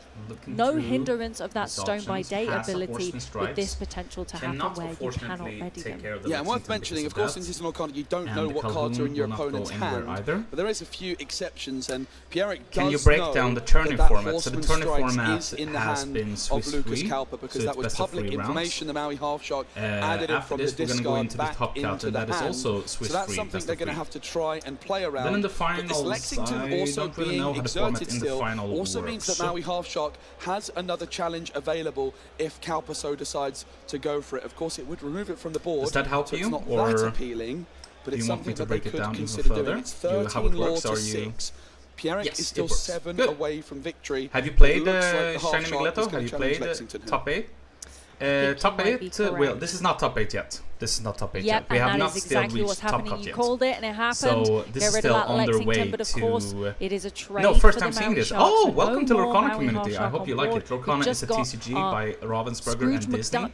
Ghostly Ebenezer, this right and we're here playing a is the Delamoon's official Lullaby Lorcana again stream. on the Calhoun Right now, this time, drawing a card. Side, I think Luca's really trying to draw as many cards as possible, see what he can get. You're the only one streaming a watch along. That is not something you expect to see at a Disney Lorcana challenge at this stage in the tournament. It's the I'm from ghostly Sweden. My name is tale Victor. I'm a Lorcana content creator so and brilliantly with Twitch Delamoon's Lullaby. So you are more than welcome just to hang around here and watch it. And look at that, Lucas has established himself. Says. Hello, good yeah, man. because why not? Hello to you yourself. Why not? I hope we you love are a Scrooge great, my friend. McDuck, but Also, wow, guys, if you haven't followed me yet, please click the follow button on the Twitch channel and help me reach the goal of 200 followers. In that moment, and when it we just reach 200 followers, we will have a new further giveaway there unexpected plays and also from don't this forget to join the really giveaway interesting on my deck Instagram that Lucas has for got. participation But we see a Europe Christopher only. Robin and a Captain Hook. Mission accomplished. Oh, Shiny Captain Hook, Migletto, thank you so Force much Duel for is the an follow. absolute You staple. will be in Both my coming heart. down onto Remember Pierrick's that. board here. And also, Shiny McLetto, don't forget to join the giveaway on my Instagram to have a chance to win a only Winter Spell 6 trophy. currently, so not a great situation for Lucas in terms of lore count right this now. is for Kana. Yeah, and it is at this stage we've got to start thinking about that timer, which is ever ticking closer towards the end of the game. If time is called, we will go to 5 additional turns, but we'll talk more about that later on if it's relevant. But there is going to be more time than just that 5 minutes on the clock. It's going to be the Aladdin, of course. It's got boost, as does the Scrooge McDuck, as does the Scrooge McDuck. That's a triple boost for Kalpa, and Kalpa decides, now it's my time to quest. Oh yes, I'm going to bump up as much as I can. We've got 8 lore now for Lucas. I thought that Pierric's still on 13, of course, going in back into Pierric's turn here. But taking another quick look at that discard pile. If Lucas manages to find another board wipe, how many docks have been played, how many Calhouns have been played, lots to check there. I just want to say, Jen, let's not forget, Lucas had to ink that Webby's Diary. Imagine a Webby's Diary at this stage in the game. That's what his deck's looking to do, right? That's why he plays 4. With that Webby's Diary, you could have drawn 3 cards from those 3 boosts. You had to pay 3 ink for it, but 3 ink for 3 cards in hand is exactly what Kalpa would like to do at this moment in time, with exactly 3 ink still available. So really shows you that Lucas Kalpa is playing this game extremely cleanly. They have very little resources to work with, and they are just trying to make every drop of ink count for them, despite not quite being able to assemble that card draw engine that their deck is built to do.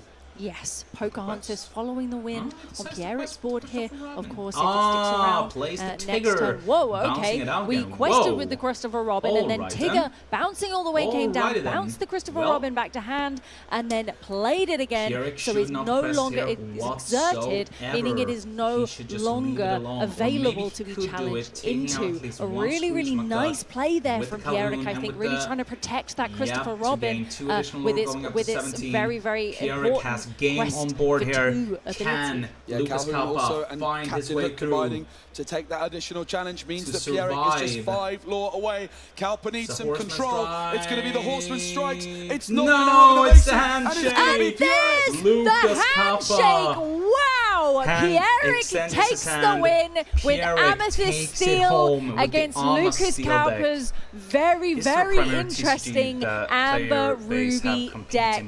That was an incredibly impressive display from both players there. What a round! I mean, really fascinating to watch, Joe.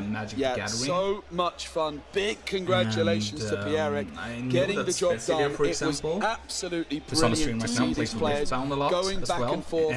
Just couldn't quite get the pieces of the puzzle there in game number 3, Lucas Kalpa. That Webby's Diary had to go into the ink in the early stages. We never saw it finding its way back into their hand. And I think that was the difference maker in the end there. Yeah, that was a really tricky situation. As you said, he just wasn't seeing those cards that give him the card draw that he really needs. We did see it being utilized earlier in the previous 2 games. There is a lot of potential for card draw that he's managed to build into that deck. But if you don't see those cards, it's just not happening. Yeah. And unfortunately, that's what happened in the 3rd game there. I'm just a big Disney nerd, so I do believe very soon we're going to be jumping on to feature match number 2 from this round, which I'm really excited to be seeing as well. So we are going to still continue here. What a story that was. The Amethyst Steel just about closing the gap. I think that the key cards there were really the 2 questions, right? Like the Christopher Robin, the Genies, the Pocahontas often questing for 3. Yeah. But if you have played Yu-Gi-Oh before, you are not going to be having star any of that show, problem I think, for a little bit there. I think so. Very easy game. You know, she can quest for 2, but when you exert her to draw cards, you're not really making use of that 2 lore.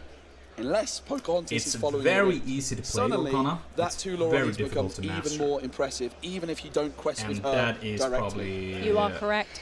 You really are correct. So yeah, absolutely. Again, huge congratulations to Pierric there. I mean, the 2-1 though, I mean, Lucas did take a game from him and it was very impressive. It was a really wonderful round to watch.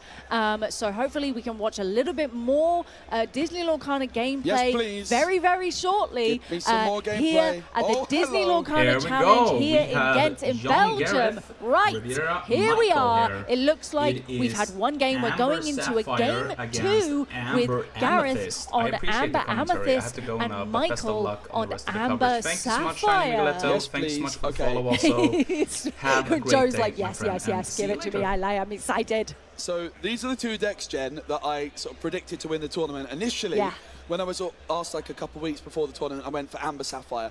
I changed last minute to Amber Amethyst. Very interesting but matchup. I don't necessarily think these decks are going to win the tournament. See some type of I always like to sort of pick those rogue decks, which I think could cause an upset. Gareth. And these are the 2 decks. I think also that Amber Ruby, to be fair. But these are the 2 decks which I've been really excited to see in action this weekend. Quite possible both players are playing Raging Storm. Certainly Michael, I expect to be playing it. Amber Amethyst can be built in many different ways, as we see Gareth kicking things off with that Rafiki. It's game number 2. Michael will be on the draw as they are 1-0 up. Exactly, Michael winning that first game, allowing Gareth to go first here. So now. I can see, that's a very pretty card in Michael's hand right there. So let it go. It's going into the inkwell, I think, though. It looks like it's going to be that Season 1 Let It Go Challenge promo. That was a top 128 promo on the foil. Of course, you can still get the non-foil from the prize wall here in Season 2. Ooh, yes, you can. We've got a lot of amazing goodies available at the prize wall here at the Disney Lorcana Challenge. We've got another Rafiki coming in, and we're questing with that first Rafiki to bump up to 1, nice and early. Yeah, and I'm sure a lot of people are wondering, Jen, where on earth are those Baymax sleeves from? I would like a copy of them. Well, I've got bad news for you. You can get them, but you had to finish very high up in the North American or European Championships in Disney Lorcana Season 1. Michael very proudly displaying their very hard-earned Baymax sleeves, and isn't that great to see? It really is, and an epic, a very nice epic Horseman Strikes going into the inkwell there.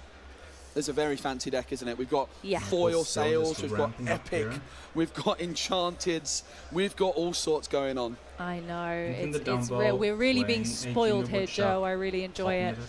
Junior Woodchuck Guidebook, I think, was it being played or? I think played and then immediately paid 1 and banished it to draw 2 cards. I like to call it Friends on the Other Side. It's not a song in this particular instance. Yes, exactly. Join boy, thanks so much for the follow. It's got some cool item synergy. Remember that. We are waiting. Hello and welcome to the stream. How are you, my friend?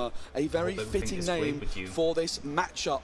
We do expect certainly to see that Raging Storm for Michael, but it's also quite possible Gareth has it. Of course, that Sapphire ramp, though, means that Michael was likely to get to it first, despite being the player going second. Indeed, of course, Nakoma having a 4-6 stat line is, she's a pretty big body to have on the board here already, of course, but Sapphire, known for its ink wrap. But yes, I'm trying to see, he's got a Mowgli in hand there, Gareth, and Alonwi is coming down on the board.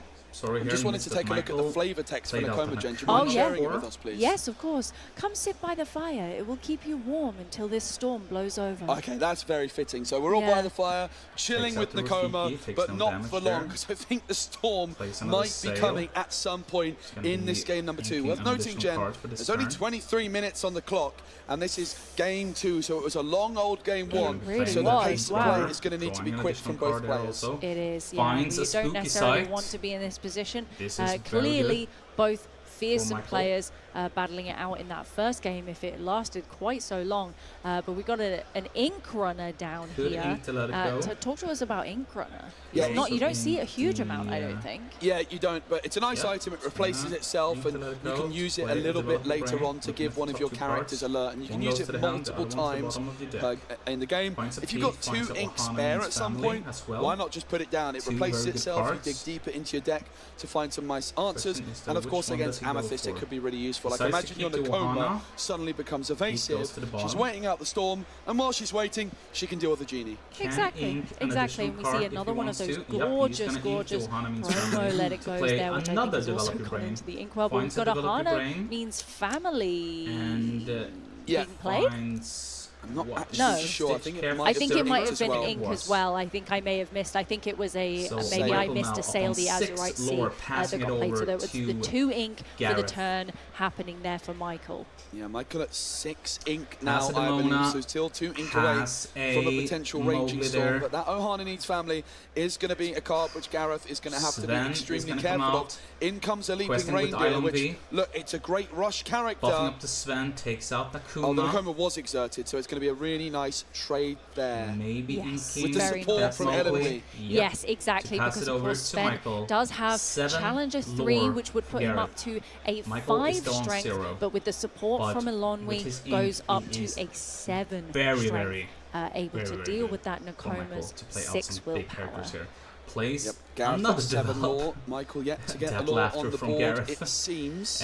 Finds having a little chuckle here. Our players clearly really enjoying this round with each other, really playing well, and that's what we love to see. Me and Kim were talking about it earlier. You know, the Disney Lorcana community is so incredibly special, and I think we just really love to see all of our players enjoying themselves, having a laugh, despite the kind of potentially quite pressureful thing. Who wants to ink from the discard? Yeah, I know. I do. Yes, please. Michael does. Moana is really nice. I think in these Sapphire decks where you play cards like Develop, Sail, Vision, you're very often going to have an abundance of cards in your inkwell, in your discard, sorry. You might not have that many in your hand. So while this Moana is not drawing you cards, Jen, the fact that it's adding cards from your discard into your ink is sort of like pseudo card draw.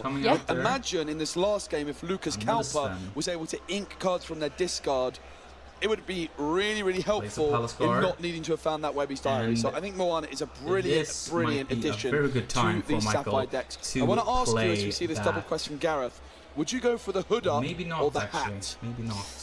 Because we've got Gareth with the hood up and Michael with the hat. That's a very good point. I think I have large hair, so I don't often wear hats because it makes my head look really weird. We might see it. Despite what my brother might say. It's the Raging Storm. Raging Storm! I will finish my comment about hats in a moment. Wow, every single character being banished there by Raging Storm, as Michael had managed to get up to that all-important 8 ink in the inkwell. We've got a Demona coming down for Gareth is going to draw passing 2 back additional over to cards here. Michael. Has 4 we've been waiting out that storm for an awfully long time, haven't we, Jen? Yeah. But it's finally arrived. That Demona still on the board. How can Michael reset? That's a Mufasa. Michael going to be adding 2 cards from their inkwell at random back into their hand. And then whenever Mufasa quests, all of your ink will ready. Unbelievable to see this in action. Jen has got her mouth wide open. I was not expecting to see that card at all. I was like, wait, I haven't got my glasses on. I can't even tell what that is. Wow, that's so much fun. And of course, I mean, he quests for 4. That's crazy. Quest for 4 and readies your entire ink. What a way to close out the game. We said, like, okay, these Amber Sapphire decks, you play Raging Storm, but then how do you reset the board? You don't have Scrooge McDuck's Madness, for example, and Maui Half-Shots. Well, Michael says, well, I've got a Mufasa. And for an Amber Sapphire deck, that feels very fitting. I mean, yeah. Yeah, I'm still quite taken aback by it. It's very exciting to see. Yeah, but I'm surprised it's not an enchanted Mufasa. I mean, yeah, let's be honest. From what we've seen so far from Michael's deck, yeah. It is a foil, though, so I don't think that's too bad going. I've got to say, another Demona has 2 Demonas on his hand right now. Really excited to see the Mufasa, Jen. One thing I'll say is it does feel a bit weak if it's removed from the board immediately by something like a Hades. That's not going to happen in this particular matchup. This Mufasa is going to be able to quest, and that means that Michael is going to be able to spend like 13, 14 ink this turn and might be able to take control of this game in the late stages. It's going to be the Horseman Strikes. Iago is going to be banished and vanished all at once.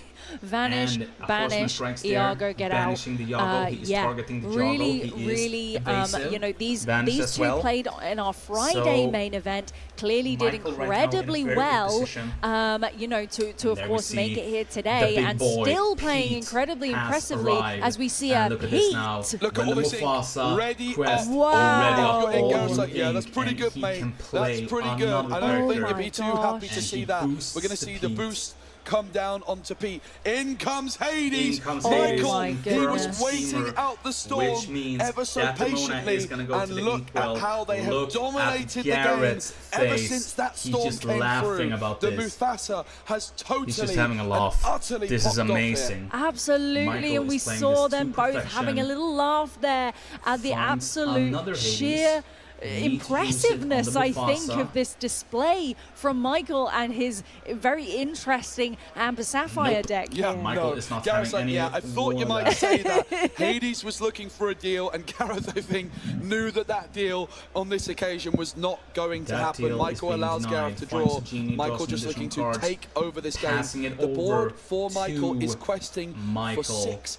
Is questing for 7. 4, 5, 6, 7. And of course, Mufasa, if it quests again, 7 lords is going to be readying all of that ink. That is crazy. He's going to be coming up to wow, 13. what an interesting. I mean, what made you think that Michael, boosting up you know, Pete, and when the Pete's quest, I don't know what I was trying to say. I'm so taken aback by this, but it looks like we're questing with Pete of.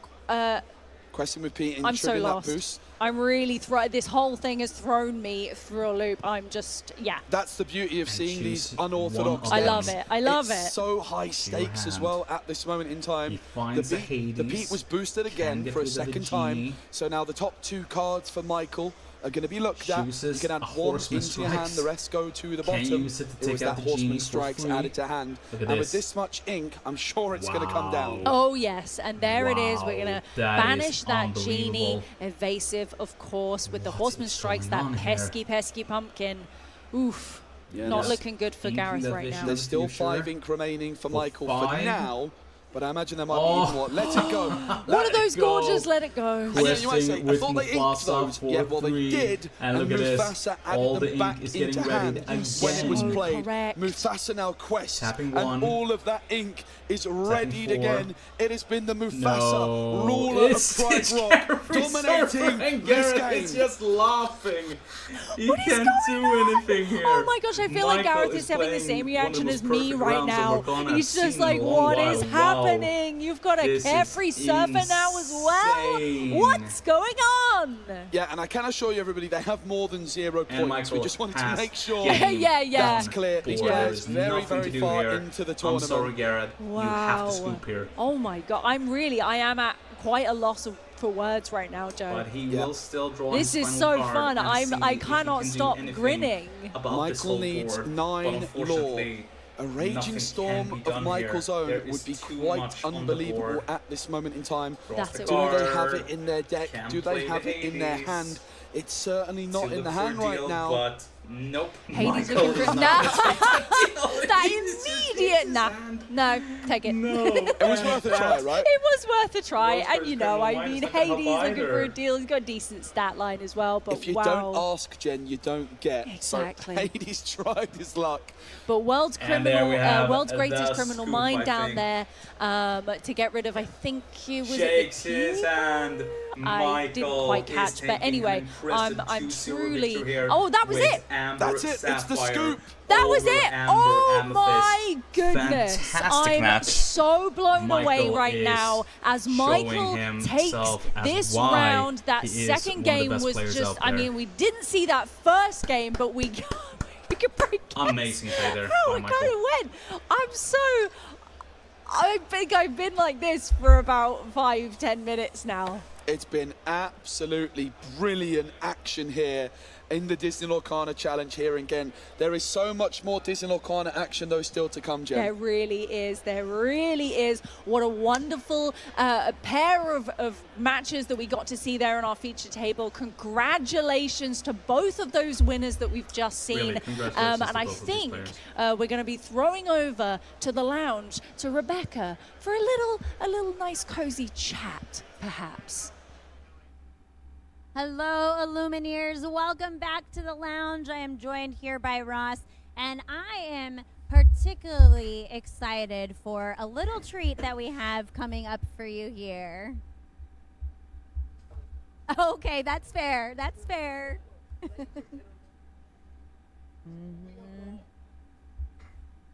Oh, we don't have any mic on for Ross. We need to fix that. Lorcana.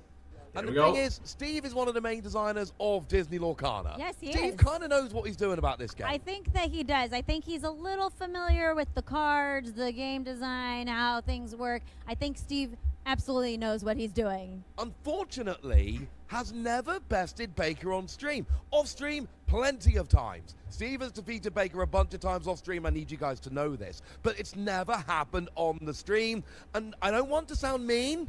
Baker's becoming a little bit insufferable about it. So we need Steve to be victorious in this game, take down Baker for the first time on stream. And that is what we're going to have. Best of one, core constructed, game designer versus host. Yes, this is going to be a match for the game ages. Designer versus Can host Steve finally here. Take down Interesting. Bill, and let us know in the chat for, and let's throw it over to Baker and Steve Warner. Steve Warner versus Baker, the game Warner, designer versus again. Probably the not for the last time. Himself, I hope not. Baker. Always a pleasure. Have you been enjoying the day, the weekend? It's been amazing meeting everyone again. And watching the events. Like, there's so many people here too that you know, the main events, the side events, all the things, all the activities that they can do right now. This has been amazing. It must be so sweet to see the baby grow and grow and just get better and better as time goes on. But one thing will not improve, which is your win rate against me on stream. I'm calling it now. So let's get off to it. I won the die roll. We've already done our altar so that we can get back straight into things. So good. Let's do it. Let's do it. Okay. I'm going to ink a Maleficent Monstrous Dragon. Because of course you will. And pass. This is my Hey Hey. This is the villainous Hey Hey. He can take all of your Hey Heys. I've turned him to the dark side. I will ink a T-Bone. Go. Okay. Nothing to see here. Nothing to see here. I will ink a vision of the future. That's right. No red. No. You don't need to see the future. You know what it is. No purple cards. And I will play my Tipo and ink. I think. Do I want that one? Do I want that one? I think I want to put that one and pass. I've built a special deck especially to take on Steve Warner. I know you might be surprised to not see me on red purple. I thought I'd mix it up. Make something a little special for this game. Okay. Two T-pos staring at each other menacingly. Look at that. Steve is playing with a lot of enchanted card as well. What is he doing? Wow. We will incredible. Another Maleficent Monstrous. You're going to run out of dragons this way. A lot of dragons. I'm going to put down the Cinderella. I think I will take the lore. Do I need to do something? You're taking care of it. Oh, we've got a first-class lore guide here with us. You love to see it. End of turn. I will ink this and draw a card. Pass to you. All right. Well, I could try to match you. Okay. But what would be the fun in that? See, rather, let's get dangerous. Okay, what does this card do, Steve? So, each of us get to shuffle up our deck. We have to shuffle first. Yeah, okay. Shuffle our decks. And then we're going to reveal the top card of our deck. All right. And if it's character, we get to play it. Right. Can't wait for mine to be one jump ahead. If it's not a character, we put it on the bottom of our deck. All right. Okay. I trust you. I don't trust you. Ready? Ready? Yeah! Oh, I got Oh, it! you joking me? All right. Well, so Mufasa, as you well know. Discard or bottom of the deck? Bottom of deck. Bottom of the deck. I get 2 cards back at random from. You certainly do. You can have those 2. Thank okay. you. I'll Let's put those get back. dangerous You know already. What? I'll go ahead and quest with Tipo. He's feeling a lot safer with a big cat around. I bet he is. Yep. And when he quests, you can ready all your ink, I do believe. Yep. Okay, that's pretty impressive. Totally fine. Is this Pegasus Jake Crawford of this? All right, I'm gonna ready set. Does he have a Millennium Eye or something to help him cheat? That was incredible. An enchanted Mufasa coming out. Fun. On turn 2. A Tipo. I'm going to play 6 for the Maui Shark. The Maui Shark, okay. He's a big shark. He's a big shark, but big not boy. big enough to take out Mufasa. He's not a big boy to take out Tipo, at least. You know, there is one problem. You didn't give me back my sail or my Tipo that I inked earlier. Oh, wow. Apparently, Joe's just in my ear at the moment saying that Mufasa just won on stream. So you are the spiritual successor to the main match going on. I can't believe that, man. Sail the Azaret Sea. So I'll ink a Judy Hops. Now, you know the other problem with Maui? What's the other problem with Maui? He's a DD. Sorry, sir, but he can go away. Oh, wow. Did you tech for me? Did someone leak my list to you? And you were like, I know exactly what I need to do. Thing is, you mentioned earlier you're on Let's Get Dangerous, and I was like, oh, I've got a lot of big characters in my deck that can get hit off of that. No, I get Sail the Azaret Sea. It is signed by Sailor, though. Shout out to you, Sailor. All right. So I will quest for 5. Yeah. Ready my ink. Unfortunately, I won't be... 4, thank you. 5. Okay, Tipo as well, fine. Tipo feels very safe for the big kitty I and bet a he sword. does. He's growing. And I will be done. And then the secondary, I know on play, it banishes a deity, and then it gains go, a Steve, challenge. go. During my turn, whenever I banish one of your characters in a challenge, I gain a lore. All right, okay. I'm gonna ready. Yeah, so no lore off of the getting rid of a showing DD, but a lot of laughs. A lot of laughs, and that at the end of the day, if we're not here for the laughs, why are we here, Steve? 1, 2, 3, 4, 5, 6. Okay, I am a little scared. What? Nothing to see here. Nothing to see here. Cards in hand. 4? 5. 5. Wow, that's You gave me back 2 when Mufasa came out. That is true. That is a lot of cards. Okay, so it's gonna be one of these.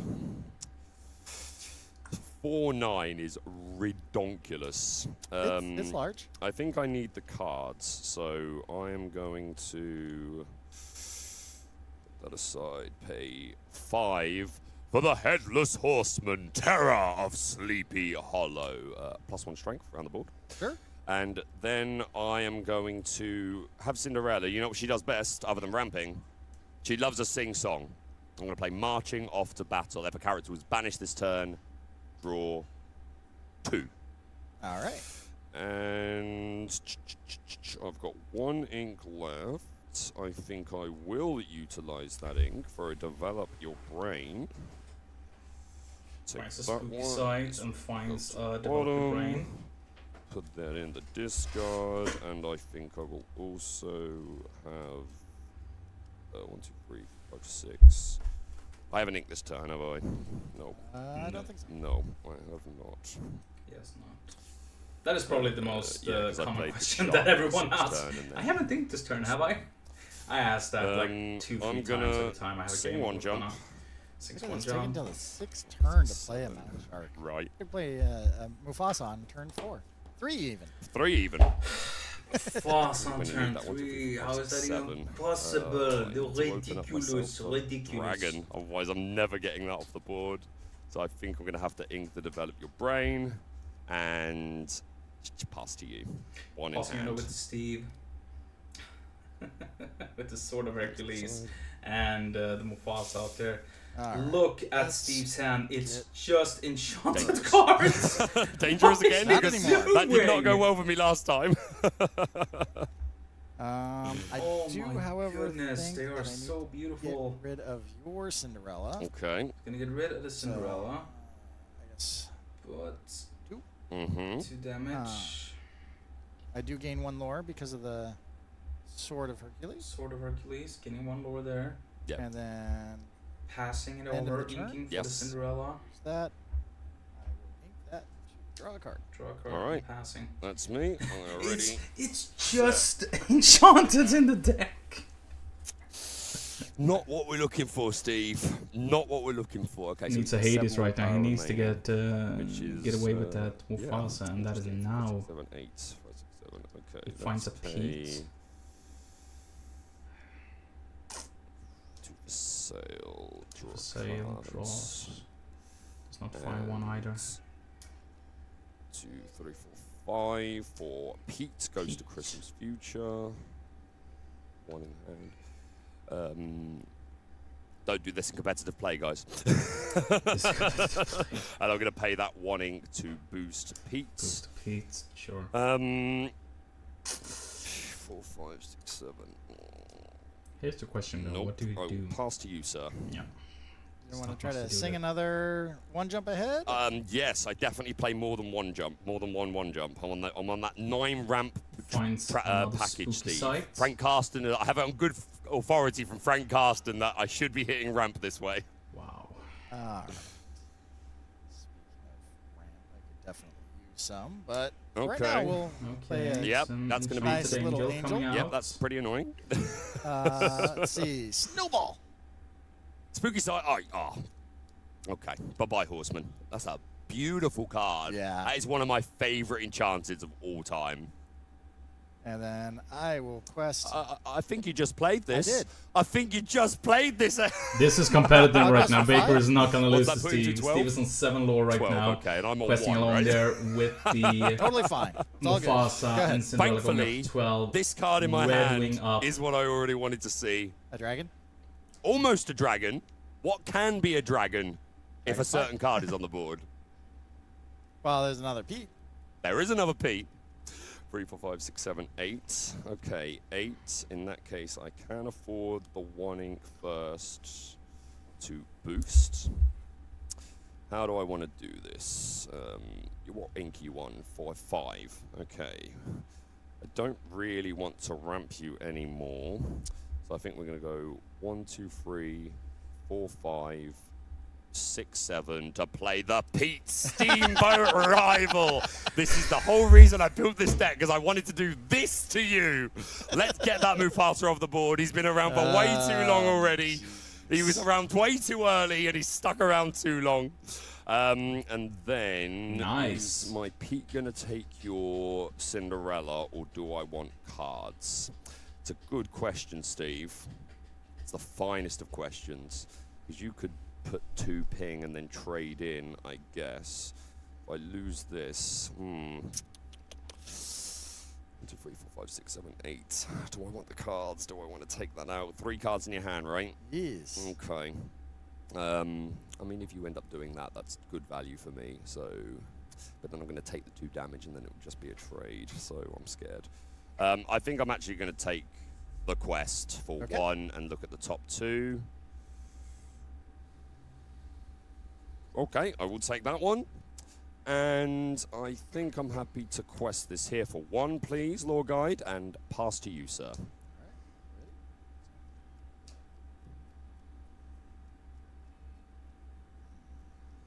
3 Haleys on Steve's hand. It's pretty impressive. Right. I need to buy some time. It's too expensive. I don't disagree. I need you to not be getting free cards.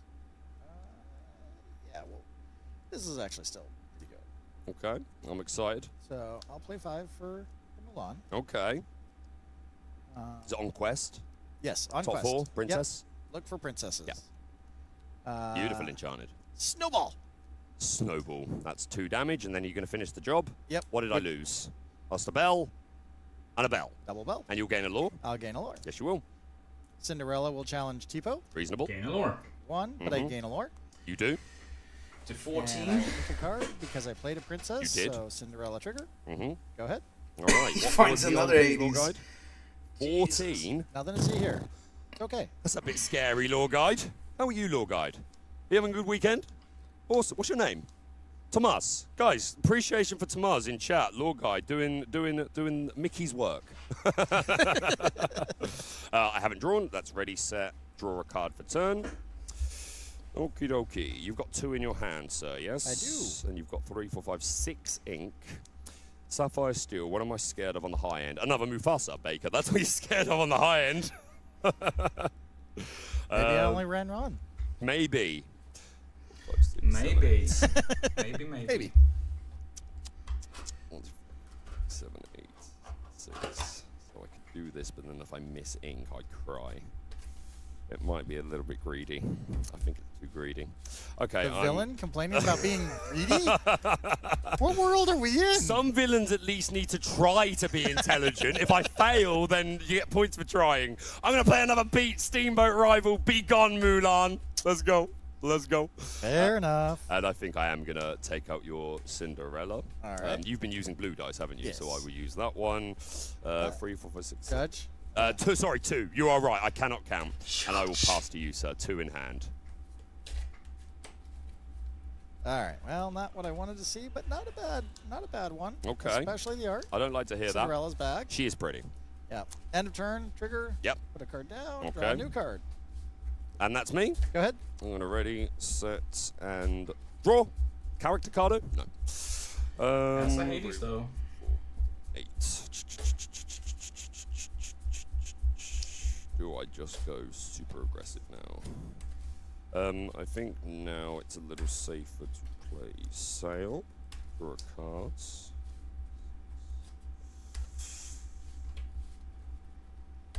I will ink this one. 4, 5, 6, 7. I'm just going to go for it. I'm going to get rid of that. Yeah, get more ink. You do get more ink, and then I'm going to quest for 4. I'm at 7. All right, that's it. 1 in hand, plus pass to you, sir. Oh no! He pulled another Mufasa! You have 1 card in hand? 1 card in hand, sir, yes. No! I gotta do this first. Hades War. Hades War. All right, there's another ink for me. Hades is gonna get out of there. Go ahead. I will. Ready. Set. Draw. Not a good card. Well, it is, but not for now. I'm going to pay 2 for Vision of the Future. Hey, get you to a good card. 8, 2, 3, 4, 5. Okay, yeah, it did get me to a good card. 1, 2, 3, 4, Find 5, another 6, 7, Pete. 8. Okay, I'm going to take this one. These can go to the bottom. Do you know what's better than 1 Pete? You know what's better than 2 Petes? 0 Petes? 3 Petes! Not repeats, 3 Petes! I feel like that's going to be the result of our match. 1 ink floating. I will quest for 4. And I will pass to you with 1 card in hand. What's the lore sets, please? Okay. I don't like these numbers. Can I appeal the numbers? Judge, I'm cooked. All right, well, we'll see how things go. He's at what lore? 14? Okay. Okay. Was that all your ink? Well, you're about to go down to that. Yeah, and all of my ink ends up exerted after this anyway. So. How many are baking? 2. 2. Yeah, there you go. Thank you. Yep. I'll take those, and I will return the T-Code to my inkwell. Okay. Go ahead. I'm at 11, did you say, Lord Guide? Okay. Tension's on, Steve. Not bad. 1, 2, 3, 4 for Cinderella. 11. 12, this is always happening. 2, 4, 6. There's that 18 now, Lord Guide. 17. Apologies for my math. This isn't going to be able to quest ever, so end of turn, I will trigger Cinderella. I will ink this, and I will draw a card. And that's you.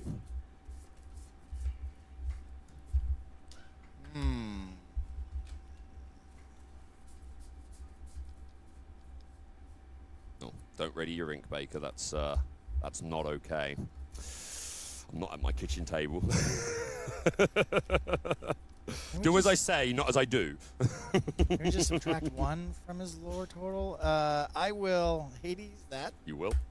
And I will challenge that, Pete, because, yeah.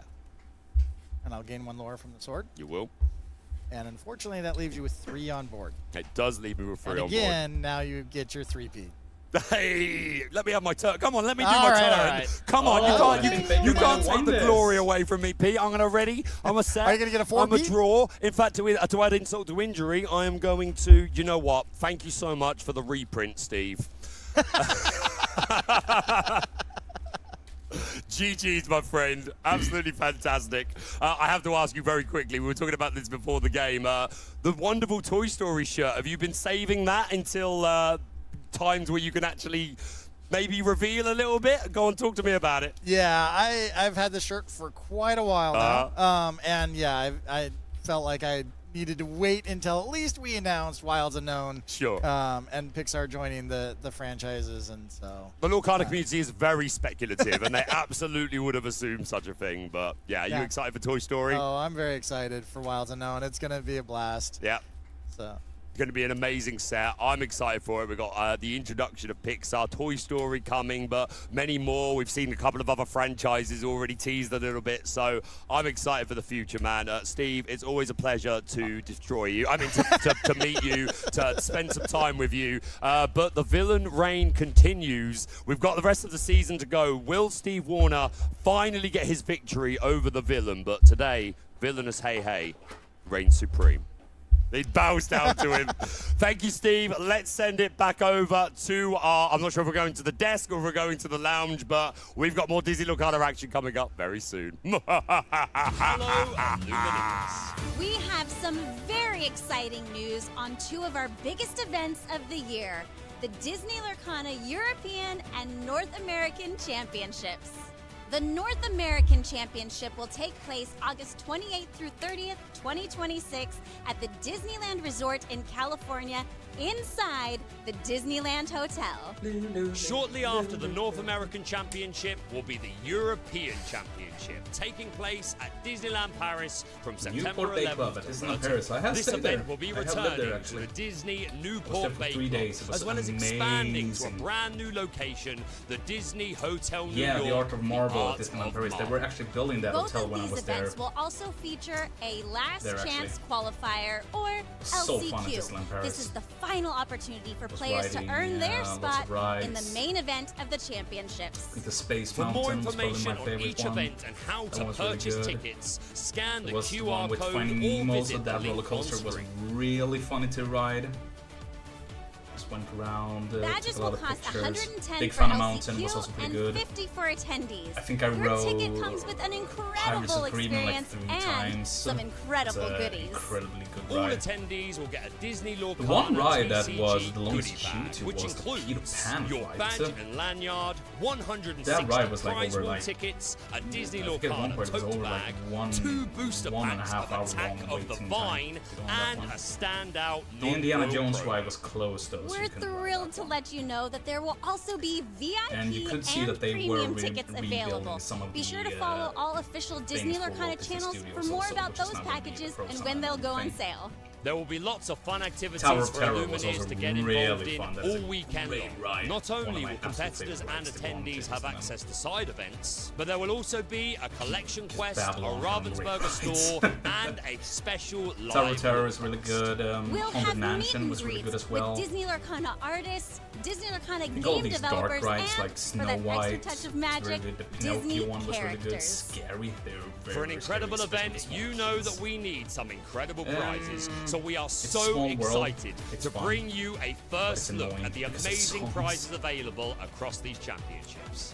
All main event But all players the will events in receive the a park as well. I mean, the standout parade foil was really promo, cool. sure to help your The deck ending, stand out you know, with the amongst the crowd. fireworks at the The top Disney 64 Castle players was will win a Down in New unbelievably cool. Orleans foil They had, like, promo everything card Star and a Wars, beautiful Pirates of the playmat Caribbean, featuring that everything same so artwork. well made. Our top 32 players will secure a foil promo of the Headless Horseman Cursed Rider, along with a That matching one's so playmat. beautiful. Look at The that top one. 16 will Headless earn Horseman themselves a Cursed foil Rider. promo card of Tinkerbell Tinkerbell Instant Fairy, Insistent that is also Fairy. a beautiful Our top 8 card. players will receive one of our serialized Golden Mickey Golden Mouse Mickey. Brave Little Tailor cards, as well as an invitation to the Season 2 World Championship. Be sure to check the event site for full prizing information. Each event will have an awesome prize wall featuring prizes like the non-foil versions of the new championship promo cards and other non-foil Season 2 promos and more. To make your experience even more magical, we're happy to announce that both events will have Disney Resorts hotel room blocks and discounted theme park tickets available. Mark your calendars for the Disney Lorcana North American and European Championships and stay tuned for more info. We'll see you there.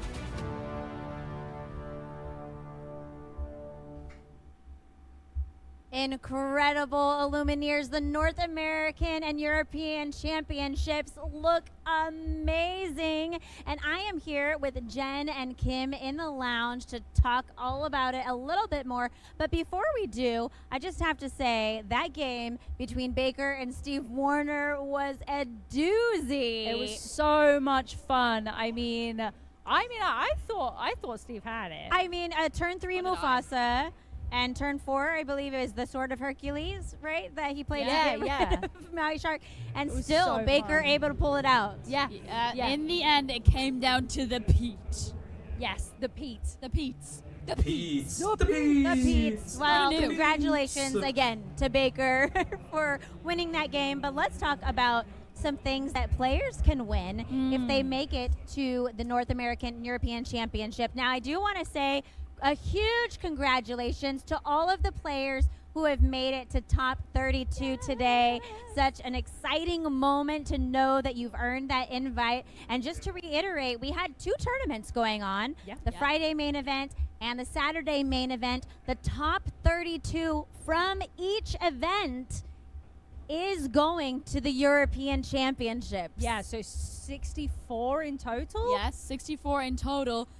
Illumineers out of 2,000 from each day. 4,000 Illumineers in total. We have a top 32. 4,000 have battled. Which means... battled, and essentially they have battled 2 days. They've played not just 8 rounds, but another 4 rounds this morning of Swiss, and 64 players have earned themselves a spot in the EU Continentals.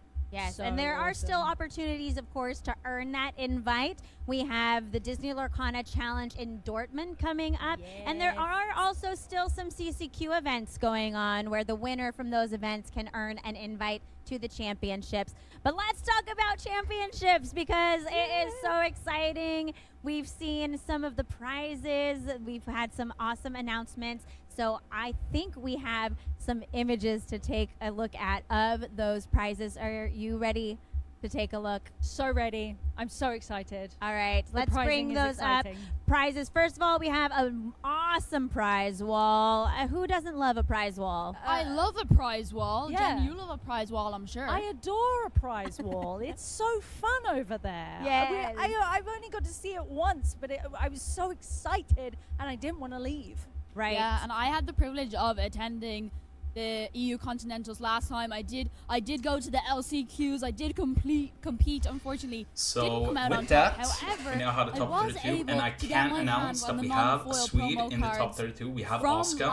She has reached the top 32. EU Continental. So let's have a look at what non-foil promo cards Illumineers can get their hands on this time. The stream, Rebecca, so I can commentate that match. All, I have commentated her New final Orleans match. And the Headless Horseman, That was the Stockholm Open. She was playing Amethyst. I know Stiegel. Baker's really excited about that. Yeah, you want to tell us what else is coming? Let's see what she's playing today. One of your favorite characters, we've got Tinkerbell. I'm hoping she goes all the way and wins the whole tournament. That would be a multiple big day different for the Swedish versions of her, I think. We've got a We have Tim Dragonfire and a Zacharias, who Let It is Go. the only Those other Swedish wonderful action person who cards have that we reached love this so far much. before in a big Yes, tournament, and that was then in of course Hong we Kong. have the Season 2 promo But cards this as that the folks biggest can earn here at the Lorcana Disney Lorcana challenge Challenges yet. that will also be on the prize wall at It's a championships. big pride for the whole Mulan Sweden charging to see ahead, that we have a Simba, Swedish Pride person Protector, going the whole way up beautiful top Elsa 32. Ice Maker, And having that Pegasus. invite. Pegasus gift for Hercules. He's so cute. Such a cute little guy. Yeah. There's also going to be play mats, uncut sheets, accessories.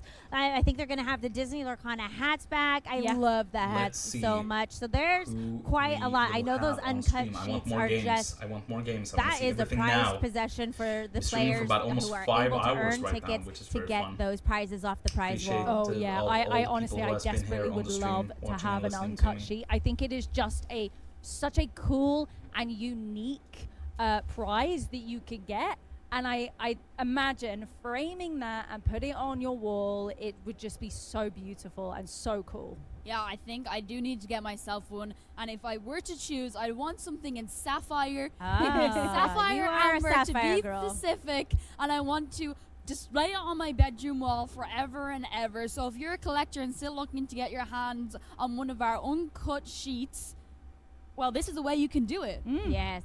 So there's a lot of prizes that Illumineers can get. Also, lots of amazing prizes that the players can earn in the main event tournament. And I can't wait to see those in person because the Headless Horseman, that down in New Orleans, I mean, that one was so beautiful. I loved it so much. Yeah, it really is. And the standout. Did you like the standout art? The standout, it's the so Headless fun. Horseman as well. I know. Has to be one of my favorite. Not to mention the Tinkerbell. Absolutely Of beautiful. course. Yes. But moving on to our main event prizing, just for participation, you're going to get yourself a foil standout promo card. Very nice. Our top 64 are getting that down in New Orleans and playmat and foil promo card. Yeah, and then Headless Horseman, Cursed Rider with that amazing art. There is a foil promo card and also a play mat for that. Am I hearing this correctly, Rebecca?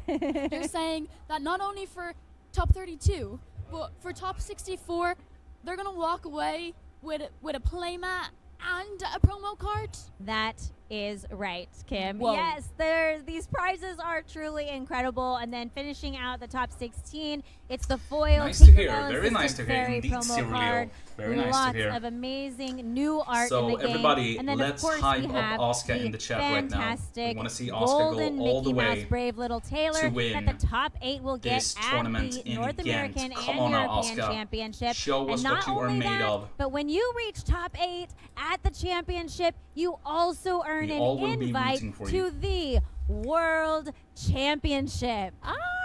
So crazy. And that golden Mickey is just unbelievable. When you see it in person, like the picture is gorgeous, but it doesn't do it justice. But yeah, of course, that World Championship invite is what all our players are really wanting. But our top 4 then, of course, along with all of the above, will also get a foil, as we were talking about before, a foil super rare uncut sheet. How incredible.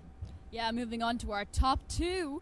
They will not only get all of the above, most important prize, everyone going for that World Championship invite, but top 2 are going to walk away with a full foil set of Enchanted and Epic cards. And then our champion, when we have a champion of our NA and our EU Continentals, are going to walk away with not only a foil enchanted uncut sheet, but also the foil trophy. enchanted. Did I just read that right? Yes, I think you did. I mean, the trophy is awesome. Don't get me wrong. And the trophy, okay? The trophy is cool, but honestly, a foil and the enchanted, an uncut enchanted sheet is an incredible prize. I think my for eyes, our champion. my eyes grew twice in size when I saw this that. This is our one. trophy here that we have for our champion for Disney Lorcana Ghent, and we also see our wonderful golden Mickey over there. And we are excited to see who is going to earn those golden Mickeys this week. I did also want to talk about what everyone is going to get, because if you go to the championships, obviously everyone who's playing in the main event has those incredible prizes. Yes. We have the prize wall, but also anyone who attends, whether you are a competitor, if you're doing the LCQ, or even if you're an attendee, you get a Disney Lorcana TCG goodie bag full of fun things along with your badge and lanyard. You also get prize wall tickets to use for those awesome prizes, an awesome tote bag, some booster packs from Attack of the Vine, and a standout non-foil promo card. I love a good goodie bag, and that Me sounds too. like a pretty good goodie bag. And I love the one thing I love more than goodie bags is tote bags. And guess what you get in that goodie bag is a tote bag. Have you seen the tote bags from the VIP package this weekend? I did. I glanced it earlier. I did. It looked so awesome. good. And the backpack, and the goodie bag. I love a bag. I really do love a bag, and I'm extremely jealous. I may or may not have tried to sneak away with the backpack. I want one of those Maybe. backpacks. Can It we didn't get work. one? It didn't work. I tried. It didn't work. One for us all? Yes.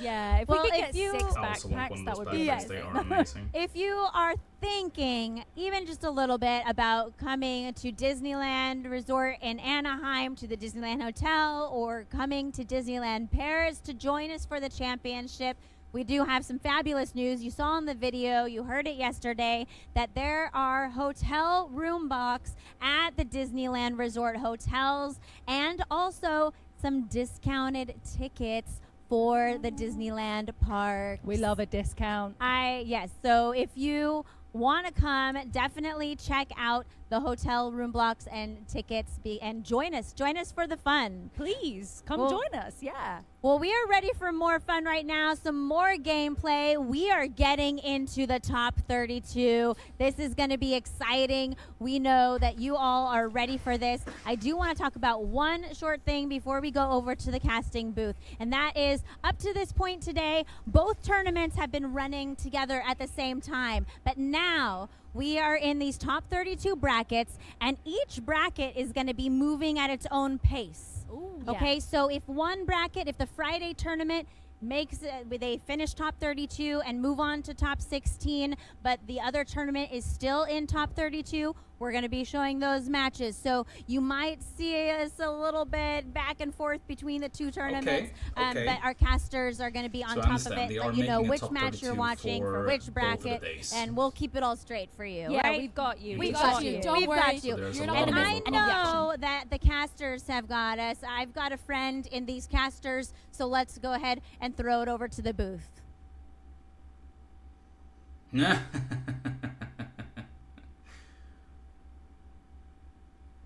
Well, Woody and Buzz. I'm not quite sure what happened there. They were quiet. They were a bit quiet. I think they weren't quite ready. Yes, I don't think they were quite ready. Maybe not quite ready. Yeah, okay. apologies for that. Maybe in May. Maybe they might be ready. We'll check. We'll give them a moment. We'll give them a moment. We'll give them a few minutes. Well, while we give them a moment to set up and figure out what Buzz and Woody are up to, I have an idea, girls. Okay. Okay.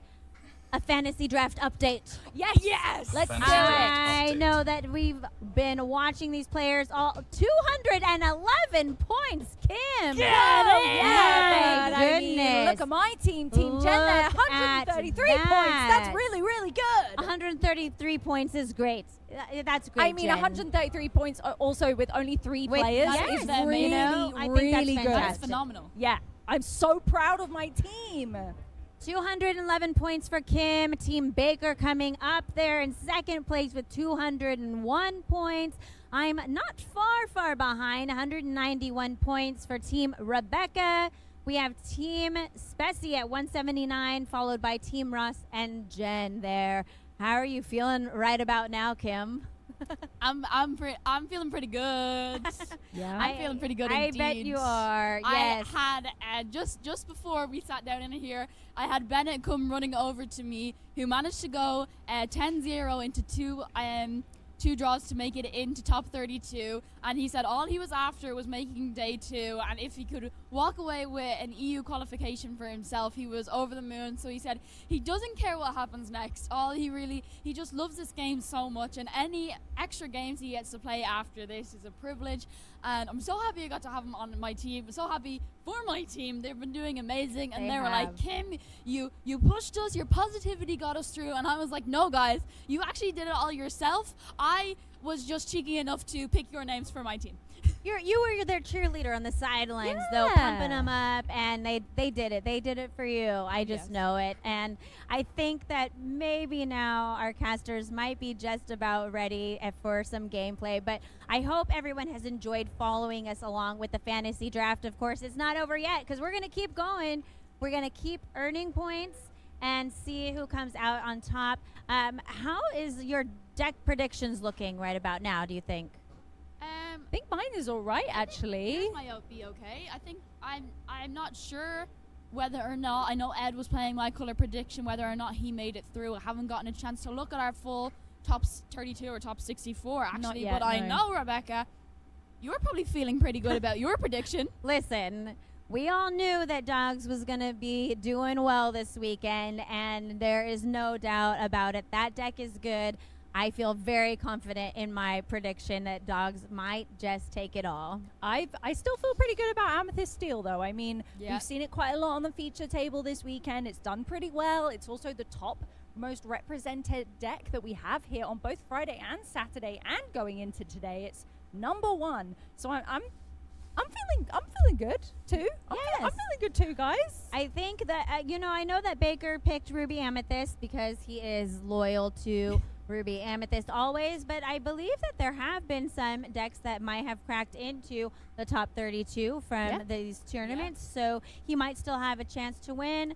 I know Ross and I were both on dogs, and then Spessy picked, was it Amethyst Amber? Amethyst Amber. Yeah. I'm wondering, because he was at first going to pick Amethyst Sapphire, wasn't he? Yes. I bet he might be thinking, I should have stuck with that, because we've seen some of those fun decks. We have. Well, we just saw an. I think it was it Amethyst Amber?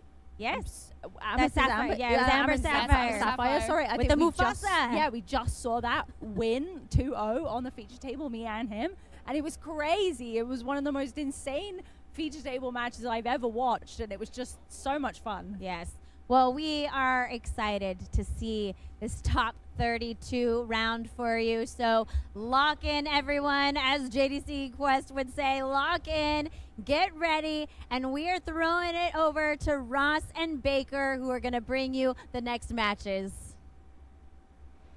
Welcome back, ladies and gentlemen. You've been waiting for Top Cut action. We've been waiting for Top Cut action. The wait is over. Our top 32 are decided. That is, of course, top 32 for Friday, top 32 for Saturday. I'm ready, and I think you might be ready as well, Baker. I am so ready, Ross. This is my final bit of casting for the weekend, so I'm very keen to make it a big one, and of course, glad to finally get the chance to work with you over the weekend, my good friend. It kind of feels like you've been working up all weekend to get to cast with me. I like it. I've been thinking of nothing else, Boss Ross. level. I've been thinking of nothing else, but yes, the time has come. This is top 32, so worth noting, everyone in the top cut so far has stamped their ticket to the European Championships, Ross. That alone's a great prize, right? That's job #1, and that's what a lot of people were looking for, but they are playing here for that Elsa foil playmat. That is a prize for top 16, and that is 2 different top 32s, one for Friday, one for Saturday, but everybody gets surprises. So we're giving out 32 Elsa playmats, Absolutely. 16 from each of the tournaments. We've got Damien on the left, Edmund Chu on the right, a player with whom I'm sure a lot of you will be familiar. And I've casted a lot of games this weekend, Baker. One of these decks has a bunch of cards I have not seen in any deck so far. I'm having to look up a couple of cards before we start, just reminding myself that I actually know them well enough. Absolutely, yes. Edmund Chu will be no stranger to those experienced in Disney Lorcana. A DLC champion, the North American champion, reigning the second place finish at the World Championship. This is, I think, one of the most respected and maybe feared men in the Disney Lorcana community. But he's the biggest sweetheart you've ever met. He's so lovely. I've seen him giving advice to people and just always spending time with the community. So yeah, a huge shout out to Edmund Chu. The opponent here, we have Damien, and this is going to be Emerald Sapphire versus some dogs. And some important context for this, Ross. Open deck lists. And that means not only do we have the deck lists and can talk about them properly, but the players do as well. Anything you might have had in your deck that was a surprise in previous rounds that you could have played to catch your opponent off guard, no. There's going to be no more wondering, do they play 3 copies of this card or 4? Now, there is a bit of a memory test here, because you don't have their deck list in front of you, I believe. You have a few minutes to look. Yes. So you do have to remember, but we are already off here. Top 32 action. Edmund Chu is inking a Donald Duck perfect gentleman and passing over to Damien. Yeah, no one drop here, not to be expected, but our dogs player is much more likely to go out of the gates racing. Damien, we've got, oh, it's not dogs, we've got Amber. Okay, wrong deck list in front of me. My apologies. We've got some Amber and a Grandmother Willow as well. Steel. Yes, it is Amber Steel. Goodness me, Amber Steel performing incredibly well this weekend. So there we go. There goes. Is it? Let me double check. No, it's because of the 1-cost Rhino. We're going to envision the future. There's that Sail the Azure Sea, the ramp that we are looking for. Of course, this is 70 minutes, a slight increase to the time because we really want to allow these matches to play out properly. Daisy's going to go on a little quest, flipping the top card, and that's a Clarabelle added to Edmund's hand. Always nice when you get a bonus from your opponent. Daisy Duck, we see Grandmother Willa, and a second Daisy Duck Donald's Date coming down. My single favorite Lorcana card. Is it? It is indeed. We do see a Basil, now that is the Practice Detective, and that is going to be the ink which allows the Cinderella dream come true from Edmund, and that will wrap a little bit of ink because Cinderella herself is a princess. She absolutely is. So yeah, he does have Emerald Dogs an versus Ursula in his Emerald hand. Sapphire, Damien, Philip Sweep, and Edmund following the script that he wants to see, going 2-4-6. He needs to get to the higher end of that curve to utilize the power of cards like Hades, John Silver, and of course a card that I think we'll see this game, hopefully, is Prince Philip, Vanquisher. And it's another round. Yeah, we've got the Royal Adventurer that shifts up the Vanquisher of Foes. We've got Sail the Azurite Sea coming down. What are you oohing, Baker? A couple of misses there from the quests of Daisy Duck. She's got that big prize ability when she quests. The opponent flips the top card of the deck, and if it's a character, it's added to hand. But yeah, a card added to the bottom there. No free gift for you this time, Edmund Chu, and we're going nice and wide. Exactly what Dogs wants to do. We want to open up that Tramp Street Smart Dog as efficiently and quickly as possible. Wow, we've got Bobby Zemirski, Spray Cheese Kid coming down for Damien. We have 4 characters there, which does represent 6 ink on board for the moment, which happens to be exactly, 6 lore, sorry, which is exactly how much lore they have got. Edmund waiting out with just that Cinderella. And Damien's going to do a little bit of counting here because he's trying to figure out, now we are going to get a Tramp getting discarded here. Yeah, this is kind of scary for Edmund. Like double Daisy in the first couple of turns is pretty malicious, mean and scary, and Edmund Chu still needs a couple of turns to unlock the full potential of his deck. So Damien definitely going to take advantage of this slower portion of the game for Ed and try and squeak out as much lore as possible. And that's the goal, because when the game gets longer on, Edmund is going to become a more and more of a favourite. Damien needs to just press his advantage as early as he can. That's why he's thinking quite a bit here at the beginning, because he needs to take advantage of this. It feels like if he had a way to get trapped, he would already be going for it. So instead, it's what has he got as a backup plan? I think the backup plan is to just be as aggressive as possible. We could probably go into a turn for maybe a John Silver, just to sort of slow Damien down a little bit, maybe give Reckless to one of these Daisy Ducks. That would be pretty good. Worth mentioning, again, this is open deck, this format. Ed playing a couple of copies of Ink Geyser in his deck. Not really the matchup we were expecting it to shine. Unfortunately not. There are some where it's going to be amazing. We are inking a Rhino 1/16 Wolf, which, you know, he's called Rhino, a little bit of wolf, in reality a hamster. Now we are seeing here, we finally get that trap getting played, which means you draw 4 cards and then you discard 4 cards. So it turns out Damien did have a way towards that trap, just took a couple minutes to figure it out. Vision of the future for Edmund. Look at the top 5 cards and grab whatever it is you like. Yeah, choose a card, and that's going to leave him with 3 ink. He can still ink for turn, so at best a 4-drop is coming down on this turn. Already, if I'm in Ed's shoes, I'm feeling a little scared, but I am not Ed. I am not the DLC champion, North American champion, second place at Worlds. Cool as a cucumber, Ross. And this is perfect, because you play Cinderella, and that is going to activate both the Cinderella dream come true. So you get to ink 2 cards, but it's worth remembering you draw a card to replace it. So Ed gets to ramp 2 ink here, but then immediately replace those cards in hand, so you're not losing hand advantage, but you are ramping 2. Ed's up to 8 ink already, Baker. This is a scary point, Ross, because we have 2 singers that will very happily sing Malicious, Mean and Scary, and we could just hard summon the Prince Philip Vanquisher of Foes, and that would be a complete ball bomb. Here's the Ursula Deceiver. Do we get it? There is a Malicious, Mean and Scary in the hand, along with a couple of copies of Under the Sea. It is going to be the Under the Sea that goes, because these 2 Cinderellas could sing together that, and that would also get rid of the entire board. So yeah, but there's a backup. There is unfortunately a backup, and that's kind of the problem. Damien just looked at Ed's hand and went, oh no, he's got all the counters. So let's just quest out here as much as we can. I believe that's 8, so he's going to go from 6 right up to 14. If you're welcome, that means you don't get it from Daisy Duck as well. I don't think Ed's feeling very welcome at this point. That's a second couple of misses from those Daisies, but you know that Damien's board is pretty destined to be swept under the deck. Again, one more under the sea in the hand for Edmund and 2 Cinderella's dream come true already on the board. This under the sea is a sing together song. It is you can use multiple characters to exert to pay that cost. Our Dogs player is about to lose their entire board. Are they far enough ahead though? I mean, they should be up to, I believe, 12, if my maths was correct. We'll have a look when we get back to the game in a second. But yeah, you know, Sing Together 8 is under the sea. We've got 2 Cinderella Dream come true. They are each a 4 cost, so that means you can sing it. We're back. It is 14 lore we are on. And here we are. See, that's not exactly what we're going for. It's a pair of distracts. We are... Yeah, these cards do allow you to... Oh, no, this could be perfect, because now double distract has brought Trap down to a 2 strength, and that means it is a proper job board wipe. Under the sea, the double distract was needed, so the Tramp got caught by Under the Sea, and he is...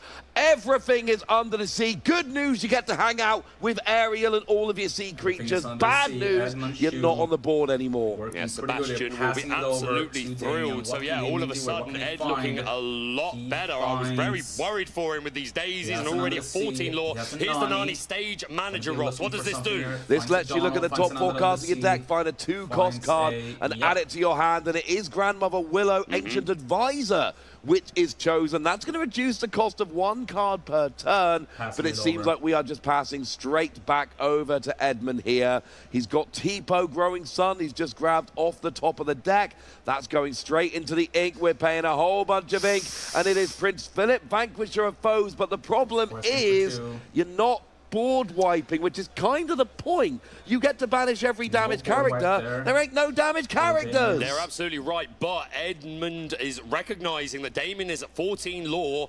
He's going to have inevitability if Edmund gives him long enough, so Edmund needs to establish characters that can start questing and getting him in the game. He's only at 2 lore at the moment, and this Prince Philip, even if you ignore the swift and sure ability to banish all damaged characters on the opposing board, he's still a 6/6 that quests for not 1, not 2, but 3 lore, Ross. I mean, it's a 9-cost Inkable, so it is a pretty chunky character to play down. The thing is, as much as, yes, there was a backup Under the Sea when we got rid of it earlier from the Ursula Deceiver, it kind of feels like you do want to string those cards together. Like, playing 1 was fun, playing 2 was a lot more fun. It would get the Rhino, it would get the Rhino, it would get the Grandmother Willow. It wouldn't get the Nani, but we could potentially lower the strength by 1 and get that. So, I know we had an Under the Sea, but I'd feel much better if we had another. Here's Malicious Mean and Scary, and it's another Prince Philip! Who needs Under the Sea? That is the combo. 1 damage to everything with Malicious Mean and Scary, and then you get to banish everything damaged with Prince Philip, Vanquisher of Foes. But here's the thing, everything was damaged! An absolute masterclass from Ed, establishing the second Prince Philip. Had the Malicious Mean and Scary. Damien quite wisely choosing to go wide there. Is like, okay, you've just played the Prince Philip. This is the time where I need to just establish some characters and hopefully cross the finish line before you. But yeah, absolutely punished for it. Only able to play a Trap Cross. And Ed's just going, you know what, mate, I can create a turn right now. We see a Clarabelle coming down as well. Ed's got a game on board next turn. Damien, I don't think, has anything. And that is going to be game 1 to Edmund Chu here in top 32 of the DLC Ghent. The Under the Sea didn't get the job done, but the Prince Philip certainly did. I mean, the Under the Sea certainly helped us get there, removing that incredibly devastating board state. Multiple daisies, Grandmother Willow, all sorts going on, but Ed having that backup Under the Sea, and hey, a heads-up play from Damien, waiting until the most relevant turn to play that Ursula Deceiver with the intention of saying, okay, am I taking the Malicious Mean and Scary or the Under the Sea? Again, it's open deck list, so Damien well aware of all the cards that Ed is playing, but Ed had not 1, but 2 Under the Seas, and a Malicious Mean and Scary, of course, didn't have the Philip at that time. Yeah, double Under the Sea, more than enough to get him back into the game. Wow, that was tense. That was but kind of also over in a moment, right? It absolutely, and this is what I was saying a minute ago. That first Under the Sea was great, but we see this in these decks all the time. The first board wipe rarely wins you the game. It buys you a bit of time, but when you board wipe, your opponent is going to use all of their hand, all their resources to rebuild the board. But when you get a second board wipe shortly afterwards. That is essentially you board wipe all of the early stuff, and then you board wipe the, well, I'm going to use all my resources to re-establish. The second board wipe often sticks, and that is exactly what we saw there in game 1. Yeah, you put your opponent in this really awkward position, right, where once you wipe the board initially, they go, okay, do I just play out my whole hand and hope you don't have another one? And if you do, it's just over, or do I just play a character a turn? If you do that, it seems like a bit slow, especially after Edmund developed that first Prince Philip without the board wipe, but just to establish a 3-lore character. And again, it's that 3-lore, right? That was a huge jump in lore burst from Ed just off of a couple of turns. So yeah, absolutely fantastic. Moving into game number 2 then, Damien will be on the play. And that is going to be a huge advantage. Going first is big. We have these underdog cards which are helping out from Winterspell, which is lovely.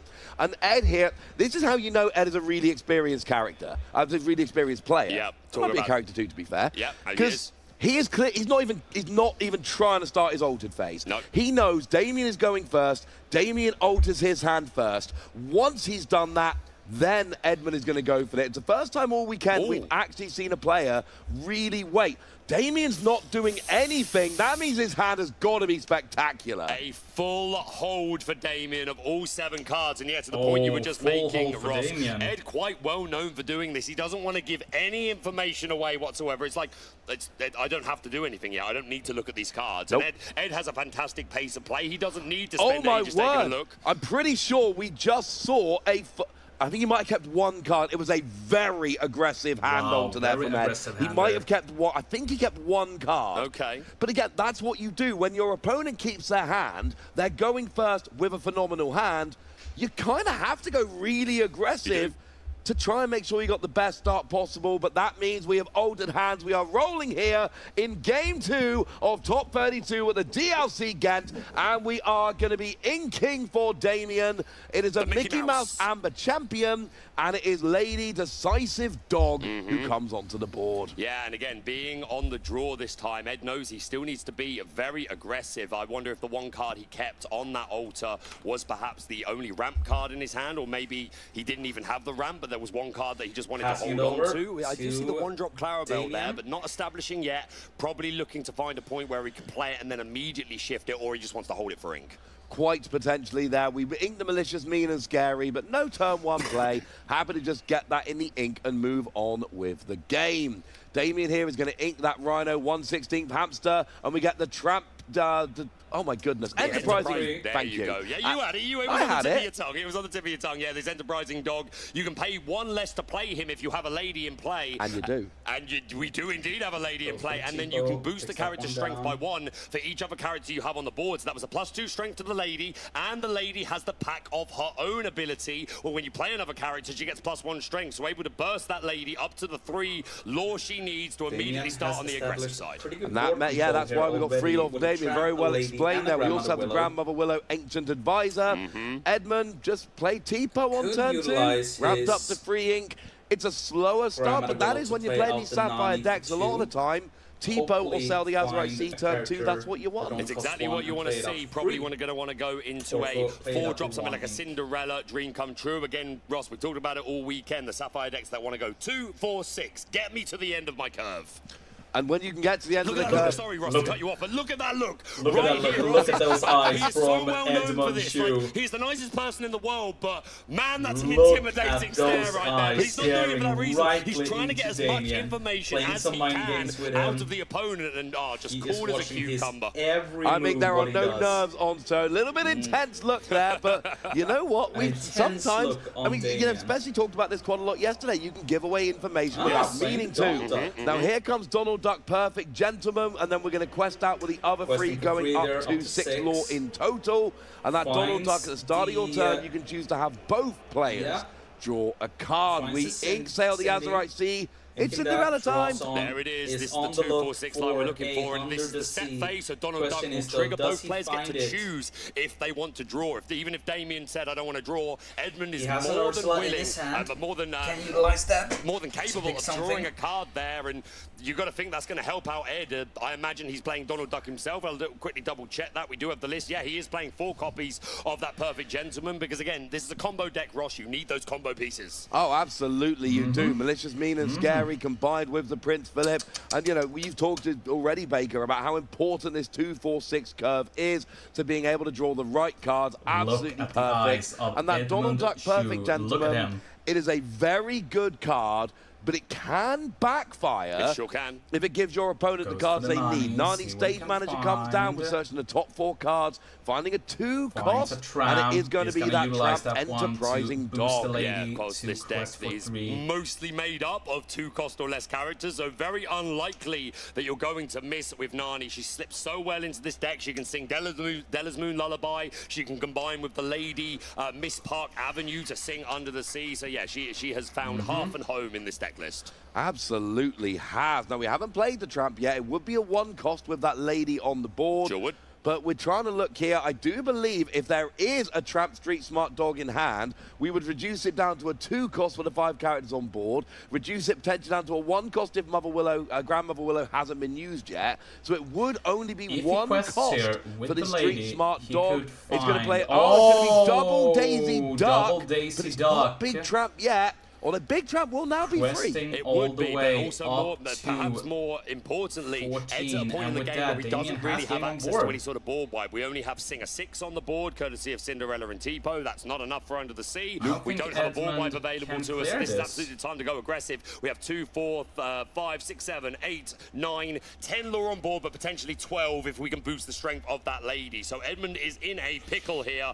Does he have the answers? 1, 2, 3, 4, 5, 6, 7. I think it's 10. No. 10 lure on board. But regardless, only need 7. We only need 10 lure on board, but if the Lady gets boosted that would then go up to 12. Then it would go up to 12. I agree with you entirely, but it only needs 7. We're going to see the so scoop from first job, Ed's got to get 4 loyal pips off the board immediately, or potentially just go, I went second. This was not my game. Let's go to game 3, which is a valid strategy when you're this far behind and you won game 1. Yeah, no, it's a scoop. And that is exactly the strategy we've got here. I was just saying it. Ed goes, you know what? I am not coming back from this. Let's go to game 3, because in game 3, I go first. It's 1-1. A big round of applause there from, we've got a wonderful venue and a live viewing area. Are there some Damien fans in the building? Yes, there we go.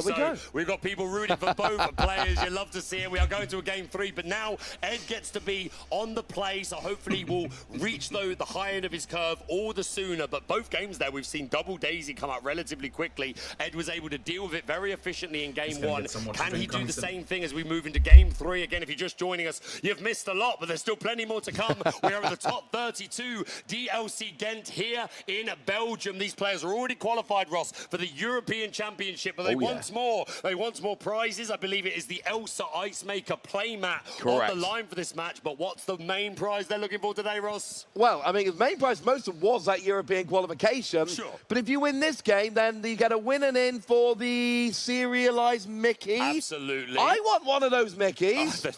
I'm sure. So do I, Ross. But let's be honest, neither of us are going to have a golden Mickey. I have every faith in you, my friend, but I don't think it's likely. I mean, honestly, I hope I never win a golden Mickey, because when I come to an event where golden Mickeys are on, you know, available to be won, I want to be behind the desk with people like yourself and Joe and Jen and Kim and Rebecca. We love having you here, Ross. Here we go into game 3. But yeah, of course, the winner of the event today will be going to the World Championship, which you've got to think is going to be the prize that a lot of these players have got on their mind. Oh, absolutely. Imagine going to the European Championships, having your world qualification already locked up. There aren't going to be many people that are, but for those special few, absolutely wonderful there. Kind of going to Euros being like, well, I've already got the thing I most want, which is the world's qualification, so now I just chill in Disneyland and have fun and play some Lorcana. I mean, come on. Although, Ross, I will say, we have revealed some pretty awesome prizes. Oh, those prizes are stunning. Don't get me wrong. On the line for the European Championship. Like, you were talking about Mickey Mouse. I want that headless horseman, but I have resigned myself to the fact that I will probably never own one. Maybe one day you can have the non-foil version. Okay. And there was a handshake, but not from this game. Don't worry. We are going to get going with this game 3 in just 1 second here. Now, this is the second hand altering. Of course, we know that... Yes, Edmund was going first, so he had to hand alter first. So that means that Dame is going, here we go, game 3, top 32 of the Disney Lorcana Challenge Ghent. Edmund Chu inks a card and then just passes straight over to Damien. And since that card was T-Po, that all but confirms that there is another turn 2 ramp card available in the hand, whether that's Sail the Azure at Sea or another T-Po Growing Sun. We're going to ink Donald Duck, and his girlfriend is going to be summoned to the board. Daisy Duck, Donald's date, looking for gas right off the breaks. It's my favorite turn 1 play in the game. We are inking Distraction to play Sail the Azurite Sea, and then we are inking a T-Po because Sail the Azurite Sea says, yo, hey mate, do you want to ink another card? And Edmund obviously says yes. Yeah, and these distracts, obviously great synergy with Under the Sea, giving a -2 strength to a character and letting you draw a card. So not only does it synergize with your Under the Sea, but again, it's just digging you through the deck, Ross, helping you find those key pieces that you need. Edmund Chu is very well known for playing very tight deck lists, like max counts of the majority of things. So all consistency for Edmund Chu, and it's working out for him this weekend. Playing a deck which is not one of the top choices for the weekend, but it's working for him so far. It's got into top 32. Now we are playing Bobby Zamirski's Spray Cheese Kid. That is why the Bellamoon's Lullaby goes into the discard. We are inking a Rhino 116 Wolf and playing a second Daisy Duck Donald's Date. Edmund is going to ink that large Clarabelle light on her hooves, and it is the curve we're looking for. That is Cinderella Dream Come True, which is going to ramp another ink, which means hopefully we are going to be able to play Under the Sea in this game before it gets out of hand, because that was not where we were in game 2. That absolutely was not. Damien, again, able to develop 2 Daisy Ducks, but we saw this happening in game 1 super early, and Edmund was still capable of getting round it. Perhaps we'll go into another Cinderella next turn, and again, if he does do that, then both Cinderellas trigger each other. We are going to get a hit off the first Daisy, getting that Prince Philip, the Royal Explorer, and then the second card, I believe, was Sail the Azure at Sea, so that's going to go to the bottom of the deck. It's worth noting in game 1, although Edmund won, he did not hit well off those Daisy Duck triggers. No. When Daisy Quest, because it's such a great card, 1 cost, Quest for 2, 4 willpower, the downside is that your opponent gets to look at the top card of their deck when you quest, and if it's a character that goes into their hand, it has to be a downside for a card this good. But if you're whiffing the Daisy Duck triggers, then Daisy Duck becomes one of the absolute greatest cards ever printed in the game. Absolutely. And Ed had no luck back in game 1. It's nice to see him finally hitting some of these in game 3. And that's the thing with Daisy Duck. Yes, you're giving them cards, but if it's in the early game, they still don't necessarily have the ink to fully utilize those extra cards. Sure, as the game goes on, they're going to have more ink and be able to use them, and maybe you're helping them find their ramp or whatever their best early cards are. But if you can win the game still in a sufficient time, then it's not going to matter. We're going to see Grandmother Willow and another Cheese Spray Kid hit the board. Yeah, Bobby Zamirski and that Grandmother Willow Ancient Advisor. So we can now reduce the cost of 1 card per turn by 1 ink. We've got a lot of cards out. We are discarding a Grandmother Willow. That is, of course, resolving that draw 1, discard 1 from the Spray Cheese Kid. No big trap yet. But Edmund Chu is 1 turn away from starting to get these board wipes rolling. This turn, there will be no Under the Sea. There will be no Prince Philip, Malicious, Mean and Scary. Starting next turn, we could. And it is that John Silver Alien Pirate giving Reckless to that Daisy Duck. Okay, so no additional ramp here, but still we're going into a 7-ink turn, and we have technically Sing a 10 on the board. So we could Sing Under the Sea next turn if we have it and if we so chose. But yeah, just that Reckless ability, meaning that Daisy cannot quest and must challenge if able. No Under and we do the see Ursula the Deceiver coming down here. There is 1 hit. It is on that You're Welcome. So Edmund has already just popped it straight in the discard. We got a Basil Practice Detective. We got a Clarabelle Clumsy. We've got the Prince Philip Royal Adventurer. And I believe that Vision of the Future, thank you. There. Which is an action, not a song. It certainly is, yes. You can't discard that. But You're Welcome, the single song in hand, so gets rid of that. But also information. And yes, Edmund just reminding that one of these Daisies cannot quest. One of them does, and we're going to give a Cinderella to Edmund as a big prize. Of course, there's nothing to challenge, so Daisy is unable to do so, but at least you can't quest, Ross. Now, here's the thing. If Edmund top decks, say, an Under the Sea here, that's only happening because he just drew that Cinderella off of the Daisy Duck questing. Edmund does not have the board wipe in hand, and this is a board which is begging to be wiped. And if Edmund doesn't wipe it soon, this is going to get out of hand. We do see the Tramp Street Smart Dog coming down. That is going to draw 6 cards and then ask Damien to then discard 6 cards. So you don't gain any card advantage, but you are basically setting your hand. You are making sure you've only got a couple cards in hand, but by golly, they are the best cards you can have right now. Yeah, just getting to craft the exact pieces that you need. Maybe you need the aggressive questers, maybe in certain matchups you need to find the Under the Sea. Of course, that isn't going to do much in this particular board state. You get rid of the Cinderella, but most of Ed's cards are a lot stronger than 2 strength in this deck. They absolutely are. And now, right now, Ed is just kind of sitting there waiting. He doesn't have what he needs for next turn. Damien is not going to win this turn. But let's be clear, there's a lot of lore pips on that board. By my count, they've got 7 characters, 3 of which have 2 pips. So there's 10 lore on the board. So Damien doesn't quite have game on board yet, but he is very, very close. Yeah, no lore burst cards in this deck. I'm waiting for the day that we see a Darling Deer for a +2 lore on a character. But it will not be this day. But yeah, Damien 1 lore short of representing game on board. So Edmund will have 1 turn of reprise to potentially keep himself in the game. He's got a long way to go, but we saw it game 1, Ross. He seemed like he was behind, but he was able to wipe the board twice, keep ahead, and race forward in a couple of turns and take that game. Will that be the case this time? That's what we're looking at. It is very simply a question of, does Edmund get a board wipe very soon? If he gets a board wipe, job's a good one. If he doesn't get a board wipe, I don't think we've got very long to go here, and that's just honestly where we are. I don't think Edmund is going to win this without a board wipe, but he's got a top deck. No other draw that I can see, so that top deck for Edmund is going to be absolutely gigantic. Damien here, if he could play 1 more character, I'm not sure what resources he's got left to do so, though. That under the sea, it looks like we're going to do it. Yeah, because obviously he'd already it's another We have another Tram Street Smart Dog, so... Now, this means game on board. That's what's key here. It does mean game on board, so Edmund needs to interrupt this turn. That being said, John Silver will be able to make something reckless or challenge into that Daisy Duck.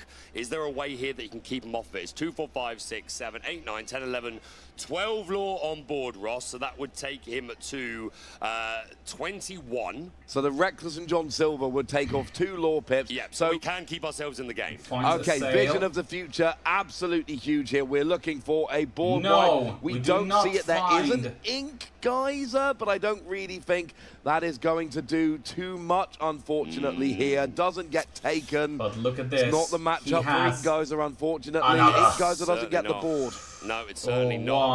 We are going to be able to keep ourselves in the game a little bit more. John Silver, we have to give Reckless to something, maybe no, he does not find it. Most likely the Daisy, because the Tramp could challenge but look John at this. Silver and lift he can play the second one. Does he find out the sea? No, he does not. There is there's nothing there. Edmund Chu is 10 to hand, and Damien is going to take it 2 games to 1.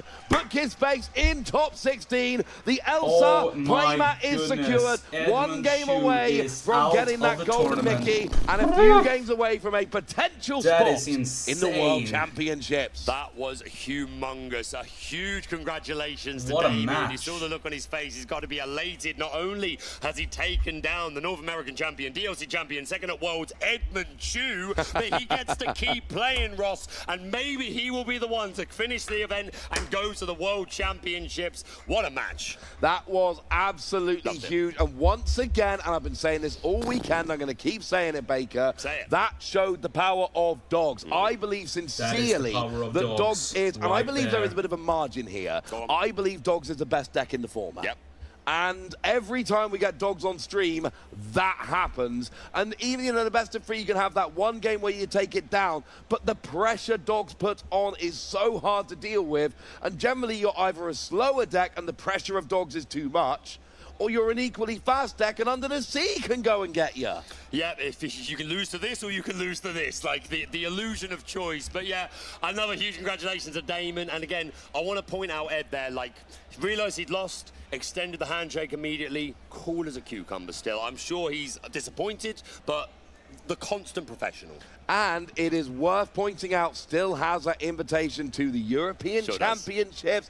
And it's always kind of fun when somebody from another region comes over and is just like, I've taken one of your spots in the European Championships. Maybe I'll go win the whole thing. Hey, there's some Europeans that have gone over to North American events and done exactly that. So absolutely. One good turn deserves another, right? But that is not the end of the action. We have more top 32. We're going to be going over to a secondary game. A full game. A full game. So the entire best of 3. So let's send it over. Indeed, we have a couple of players, and the first one that I'm going to highlight is actually on my Casters Fantasy draft, Ross. We have Atlantis Ray, and again, this is open deck list, so I don't mind telling you, she is playing some Blurple.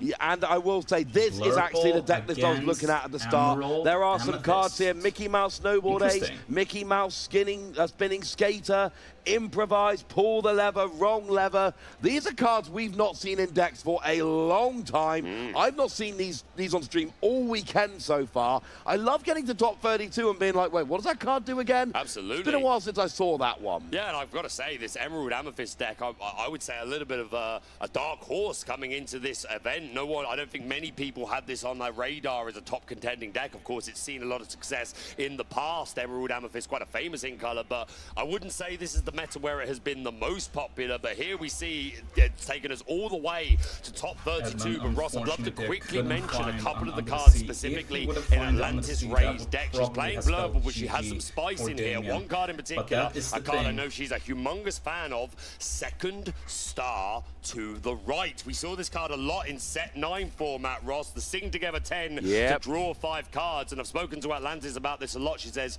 I'm going to face a lot of Blurple. In Blurple mirror matches, whoever sings Second Star first generally wins, and a lot of Blurple players not playing it anymore. I was going to say, that is a card we don't see in every deck list by a long shot, but we are off here in the top 32 of Disney Lorcana Challenge Ghent.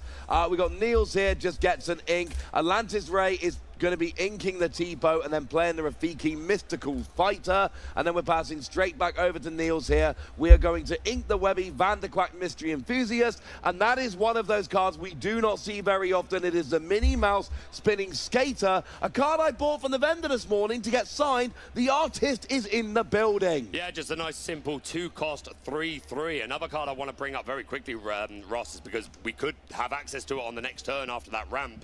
2 copies of Isis Vanderchill. This is a new card from Winterspell. 4-cost uninkable, 4/4 quest for 1, and on play you exert an opposing character. A lot of Amethyst decks have to wait till turn 5 or turn 4 with ramp obviously to exert characters, but Isis Vanderchill can get the job done even quicker. We did see that on stream yesterday. Actually, it has been there. It is, Isis Vanderchill, and it is going to just exert that Louis, the enchanting alligator, endearing alligator, and then we are going to just challenge into it and take it out immediately. Yeah, that 1-drop Rafiki ready and willing to immediately smash into the endearing alligator, of course. Enters play exerted and gives reckless to a character. Here is the 4-drop Webby Vanderquack, who on quest, if your opponent has more ink in their inkwell than you, then you get to ramp from the top of your deck. And generally speaking, against Sapphire decks, they are going to have more ink than you. In Rafiki into the inkwell, Elsa played. Yeah, this is your Junior Prospector, and then of course we do get to exert that Minnie Mouse challenge into it with Isis Vanderchill, and that means that already Minnie Mouse is off the board. Yeah, that's just a really solid 2-cost 3/3. These are great stats. What is next for Atlantis? I'm trying to get a little peek at her hands. Junior Woodchuck Guidebook is what they're eyeing up. This is Neil, playing the Junior Woodchuck Guidebook. Got it. And then immediately paying an ink to banish it and draw a couple of cards. And it is going to be a 2nd copy of Louis. And it is going to be another card we don't see very much. It is Improvise, which I think might be being played immediately. No, that's a strike a good match there, Ross. The 2-cost song. They do look very similar. I will grant you that. They are 2 Emerald cards that both have Mulan on them. But it is strike a good match. Apologies. 2-cost inkable song. You draw 2 cards and discard 1 card. So putting that to good use. But overall, a very slow turn there for Niels. Not really what I think they wanted to play if they had the preference. I mean, they're ending the turn with Webby Vanderquack Junior Prospector, and that is it right now. And over to Atlantis, you've still got that Isis Vanderchill, you've still got your Elsa sitting out there, and I don't think Webby Vanderquack is going to still be there at the end of this turn, if I'm honest with you. We ink Let It Go, and we are going to be playing that Cheshire Cat Inexplicable. This is going to help. You can move 2 damage over, and then immediately challenge with Elsa, and that is going to take the Webby Vanderquack down. Yeah, Miss Vanderchill going into the Webby there, just trading out. I think this Elsa just went on a little quest. Yeah, it did, one you are lure correct. on the board. Yeah, the Cheshire Cat hasn't used its boost ability just yet. but it is certainly willing to do so when the time is right. It was a double challenge that looked suspiciously like moving damage. Now we see the Cheshire Cat coming down from Niels, and it is a mother knows best to get rid of that Cheshire Cat. Listen to your mumsy, Ross. She said, put that card back into your hand. Away with you, Cat! Put that thing back where it came from also help me. I can say that. Monsters Inc. has been revealed. It's coming. It's coming, guys. It's coming. It's totally on the board now, buddy. You're good. So one day. We have got Iago coming down into the Inkwell, and that is going to make space for a... is that Ebenezer Scrooge? Oh, it is the reformed Ebenezer. Scrooge McDuck.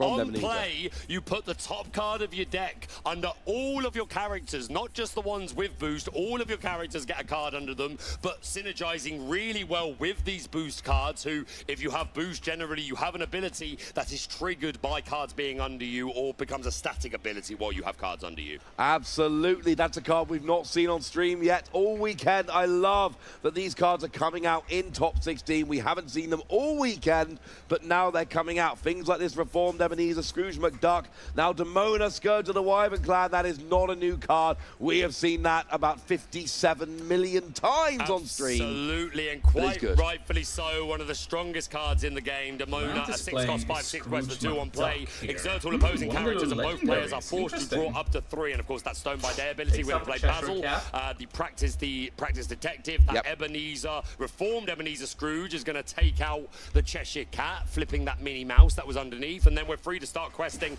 And if I'm in Atlantis' shoes right now, I'm feeling pretty comfortable. You've built up a really nice board, and you've been able to completely clear your opponent. Genie Wish Fulfilled comes down, and we are drawing a card. Now, we are pulling a lever here, allowing ourselves to draw a couple of cards.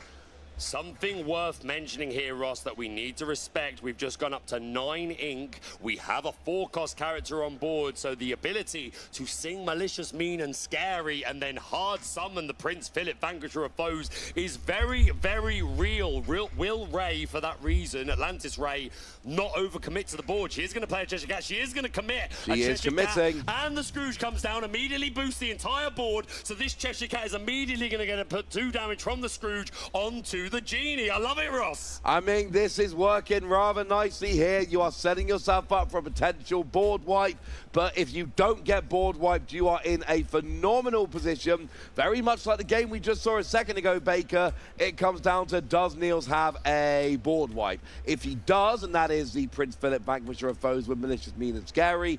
If you've got that, oh, this is going to be a beautiful turn. It really is, and it's exactly what Niels is going to need to keep themselves in the game. But yeah, Atlantis going super wide here. The power of that Scrooge there, and of course, if any of these characters get returned to hand through any means, we already saw a Mother Knows Best, and maybe Atlantis is playing other cards that can return things to her hand, and she gets the cards underneath them as well. So yeah, Scrooge putting in a shift right now. It really is. Here comes Malicious, Mean, and Scary, and here comes Prince Philip, Vanquisher of Foes. His combo was in hand, and every single card on Atlantis Raid's board is going to be going into the discard. It's all getting banished, Baker. That's it, completely wiping it, swift and sure. I do wonder if that previous turn, maybe Atlantis overcommitted a little bit with both the Scrooge and the Cheshire Cat. Obviously, she was able to move some damage. Dumbo being played, but down comes Hades. Looking for a deal, Ross. And it's going to be a deal on that Dumbo to give them 2 cards. Yes, you do. Atlantis saying, I'm not falling for that. But oh no, we have another option, unfortunately. Yeah, pull the lever is going to, the wrong lever is going to put that Dumbo at the bottom of the deck, specifically because pull the lever is in the discard. And then I believe we put the pull the lever from the discard on the bottom of the deck. Very thematic. Very thematic. Another one of these awkward combos, but the combos for Niels are firing right now. We've just seen the board wipe combo. We've just seen what I'm going to call the lever combo.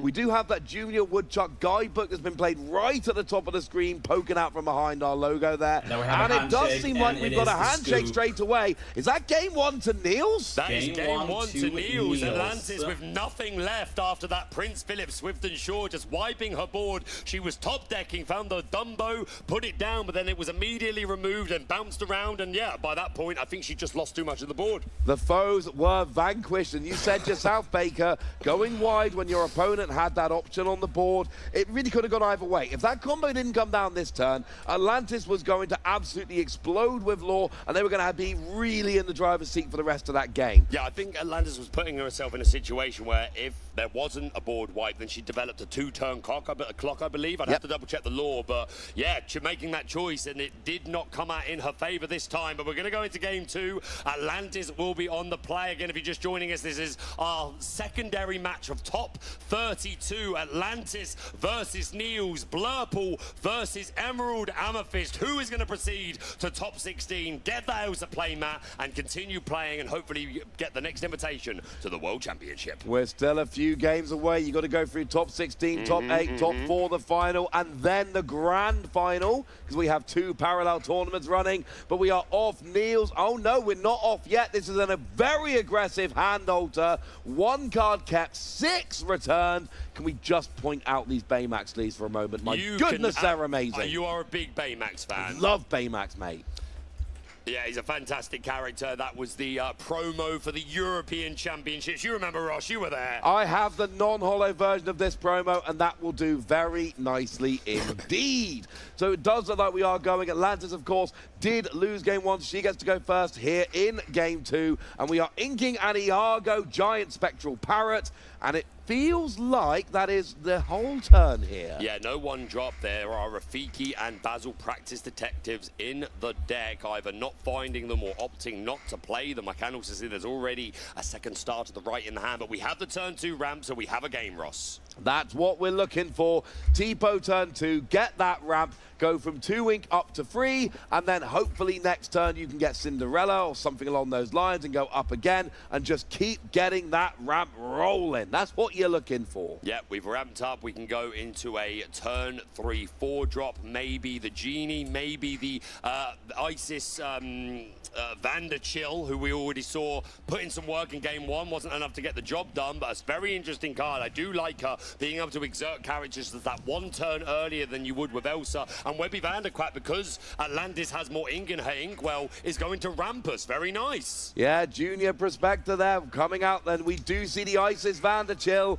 And that's it. Yeah, that's it. Yeah, this Webby has ward, so you can't exert her. Nope. And even if you did, you could put in the Tipo, but the Isis, unsimilar to Elsa, does not have rush. No, Isis will chill you down, will exert you, but you need something else to challenge. But you are a 4-4. Elsa can exert and challenge with rush, but you're only a 2 strength with Elsa, which is the downside. But you know what's fascinating, Ross, is that Niels has been able to get 2 ink for free off of this Webby Vanderchill, just owing to the fact that Atlantis was on the play. So this Webby immediately essentially saving Niels 2 cards that would have otherwise gone into the inkwell to get to this high threshold. Absolutely adore this. We've got the Genie wish fulfilled coming down. Hades is looking for a deal. He's choosing the Genie, and Atlantis Ray. Deal. No deal. Take your 2 cards and leave me alone. I think that Hades tends to read that text more often than not. Just draw your cards. But some situations where players can say, yeah, you can have this character. I've got plenty of gas. I don't want you drawing any cards. But this time, not accepting that deal. And we did see that Isis Vanderchill taking out the Webby Vanderquack. Wrong lever! Sorry, Russ. I was not going to say it like that. You take it, buddy. You take it. Drawing a couple of cards. And it is another. Pull that lever, Crunk.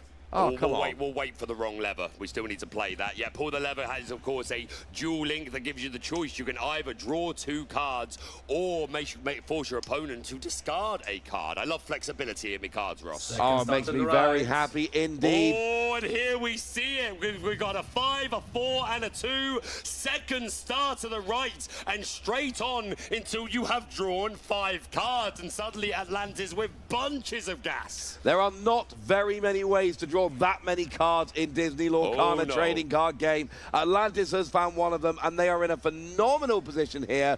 Iago Giant Spectral Parrot does come down and hit the board. Of course, no ink was used because it was a Sing Together 10, and that means that we've still actually got an ink open here. We sure do. To do with as we will. Yeah, and this Iago established is going to essentially check this opposing Genie. Niels could just quest with it and take the law, but yeah, this Iago would be able to answer immediately. A Tipo coming down for another ink and ink of Demona. And we are cooking, yeah. Atlantis is going to have loads of gas. You've got to think she's going to be a little more aware of that board wipe. I believe that was actually ink for turn and then play T-Po without ramp. I think you had to ink that second card to have enough for T-Po. Sure do. So chose not to ramp there, just getting another body on the board. Over the Niels, you activate that Junior Woodchuck guidebook, draw a couple of cards, and then we're getting some ink ready for that Cheshire Cat Inexplicable. Yeah, this one-drop Webby also on play, giving a +1 strength to a character of yours. Going to choose that Genie, but as I said, not going to quest with it. We're not going to give it for free to Iago, but the Inexplicable Cheshire Cat coming down, looking to have loads of fun.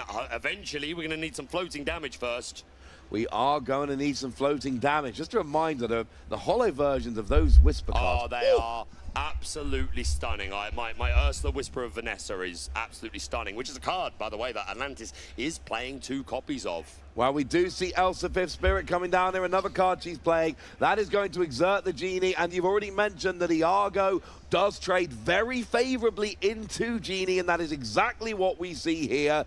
You get to banish it while you only take 2 damage back in return. Yep, you're absolutely right, and we're at 1, 2, 3, 4, 5, 6, 7 ink, so we do not have access to the Philip Sweep combo at this time. Let me double check if there are Under the Seas in the deck. There is one singular copy of Under the Sea in Neil's deck, which will get rid of the T-Pose and the Elster, so not insignificant. Magical Maneuvers coming down. That's another card we do not see all that often, but we see it coming down here, and that will allow you to return one of your characters to exert a chosen character, that is that Webby Vanderquack, so that it can be taken out with the Isis Vanderchill. And this Magical Maneuver is super interesting, Ross. A couple of really unique features to it. For one, it's an action that can target Iagos, which can be very annoying for purple decks running evasives. But not only that, Ross, we've seen the boost characters, right? We saw the Scrooge Reformed Ebenezer that can boost all your characters, so this Magical Maneuvers could potentially return that character to your hand while it is boosted with another card under it. So lots of synergies that make this Magical Maneuvers pretty interesting. And that's basic card draw. You boost and you bounce it back to your hand, and you're just drawing that extra card. Genie Wish fulfilled, hits the board. We are going to ink that Minnie Mouse. Yep, the 2-drop 3/3. We're going to play a spin. Is it Spinning Skater? Spinning Skater. Spinning Skater. Yeah, not a card we see a lot, Ross. No, so that wasn't on the tip of my tongue. No, but yeah, just a solid 2-cost 3/3. We play a Webby Vanderquack again, going to give a +1 strength to a character, and then back over to Atlantis. And I do need to mention it's Isis Vanderchill, Ice Queen of St. Canard. I realise I've not said the subtitle yet. There we go. Now everyone knows they are the Ice Queen of St. Canard. Now we see Elsa the Fifth Spirit. That is going to exert the Genie. Oh my word! Again. You said Iago traded nicely into Genie. Well, currently traded into 2 Genies and still on the board. Still lives to tell the tale. Worth mentioning, though, there is a Cheshire Cat on the board here that I imagine is waiting for the moment where it can boost up, take 2 damage from that Isis Vanderchill and put it onto that Iago to finish it off. But even if that's the case, he's done his work. Oh, absolutely. If you get to take out 2 Genies, that's good. And a nice reminder there that Cheshire Cat can move your opponent's damage around. It's not just for moving from yours to your opponent's. Yeah, no, you can move it around pretty much as you like. It has to go on to an opposing character, but it can come from anywhere you like.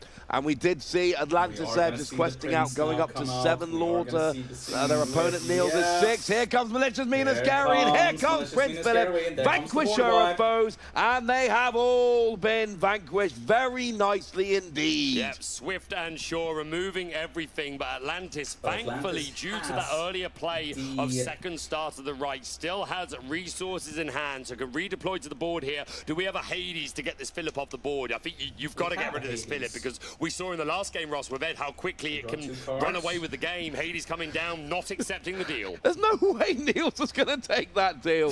That was just a draw 2. And Cheshire Cat Inexplicable comes down, and Atlantis here again, slightly on the back foot. We are inking, but there's nothing there to really threaten that Prince Philip. Do you know what's really sad, Ross? There are 4 Hades and 4 Let It Go in Atlantis' deck. She drew 5 from that second star, and she still has not been able to find her removal pieces. Well, we did see a pair of Louis Endearing Alligator hit the board. Cheshire Cat Inexplicable, second one of those came down. And now that should mean that both of Atlantis' characters have Reckless now. This is one given by each of the Louis. Yep, this is representing game on board. 8 lore, courtesy of 3 from Phil, 4, 5, 6, 7, 8. So this is game on board. Atlantis Atlantis will be able to interrupt it, but means that she has to start doing some challenging. There's the Hades. And that is going to ink one of those characters. Obviously, it is the Prince Philip, Vanquisher of Foes. Why would it not be? But I mean, you're still behind, but at least you got rid of the biggest thing on the board. And you still have 2 ink remaining, so we could make a challenge here, and then we can have Cheshire Cat move damage from one thing to another. You've got to think that she wants to get rid of the opposing Cheshire Cat here, right? Oh, I mean, absolutely. And you see it exactly. No mucking about. Now, that was actually a double challenge. Yep, and here's the boost. And that is going to put 2 damage somewhere onto that Webby Vanderquack, which will, you know, she might love mysteries. Well, she can go and have a look in the discard pile, see if she can find any over there. Yep, she likes mysteries, but she's looking to make history here at the Disney Lorcana Challenge. So yeah, that was exactly the turn that Atlantis needed. Niels will be able to quest up a little bit, but suddenly this board seems a little bit more manageable. But Atlantis cannot let her foot off the pedal. She's got to keep answering these characters. Niels is going to have an inevitability pretty soon. A couple of quests with the Louis Endearing Alligator. We are up to 14 Loros. And we have game on board. No, we don't have game on board. We're actually 1 away. We do have that Webby Vanderquack Junior Prospector, which will quest for 2, but then the Cheshire Cat and the 2 Louis are only for 1 each. But Atlantis is quite far behind. 7 lore she needs to make up. Hades looking for a deal, and Neil says, when I'm this far ahead, I'm just letting you draw. I like my board better than yours. Absolutely, and especially because of the fact that this is a Cheshire Cat, which is very useful. But the Hades is going to get the job done. Challenge is in, revealing the card underneath as a Prince Philip Royal Explorer, but still 4 lore on the board. Neil's threatening to go to 18 lore. Atlantis sitting at 7. She's got cards in hand, but she needs to develop more of a board. We're going to play another Hades. No hesitation, just draw your cards. Niels has not got game on board, but it feels like he might be just 2 turns away from finishing this off. Back over to Niels, and he's just immediately going to quest with all of his characters. That puts him up to 19. He plays the Webby Vanderquack Junior Prospector. It's got to be Demona. It's got to be Demona, because these Webby Vanderquacks have wards. You can't get rid of them and let it go. You can't get rid of them with Hades. We need a Demona to interrupt, but even then, they've got 4 willpower each. I'm going to have to do the math here, but Niels may have inevitability here. I think it might be an almost foregone conclusion. Atlantis doing what all players do when they're in this position. You look at your hand, you look at the board, you try and figure out if there is any way back. Elsa Fifth Spirit is going to be played. Okay, obviously we can't target down the Webby Vanderquack here. Can't target anything, everything else is exerted. It has to be a Demona. I don't think there's anything else in the deck that will be. It is a Demona. We do have it. That's going to exalt opposing characters. We're going to draw up to 3. But are we going to be able to take these out? I think we can. No, but because we can double into both Webbies, but then there's still Alligator 2 Louis left, Ross. If Webby Vanderquack, either of them is on the board, that's game. If both the Louis are on the board, that's game. You have to take out both the Webby Vanderquack, and you have to take out one of the Louis. If you cannot get rid of all 3 of those characters, then you cannot win the game if you're Atlantis. It can't be done. Oh, and there is the handshake, and Niels is going to take that spot in top 16, 1 step closer to that World Championship qualification, and that Elsa foil playmat secured. What a match, Ross. That was an absolutely incredible showing. A huge congratulations to Neil, showing off an incredible deck again. I don't think Emerald Amethyst was particularly high on our metagame predictions this weekend. And again, Atlantis, I know how good of a player she is. I'm going to go even further. I've said before, perhaps the best female player in Europe. I know how committed she is.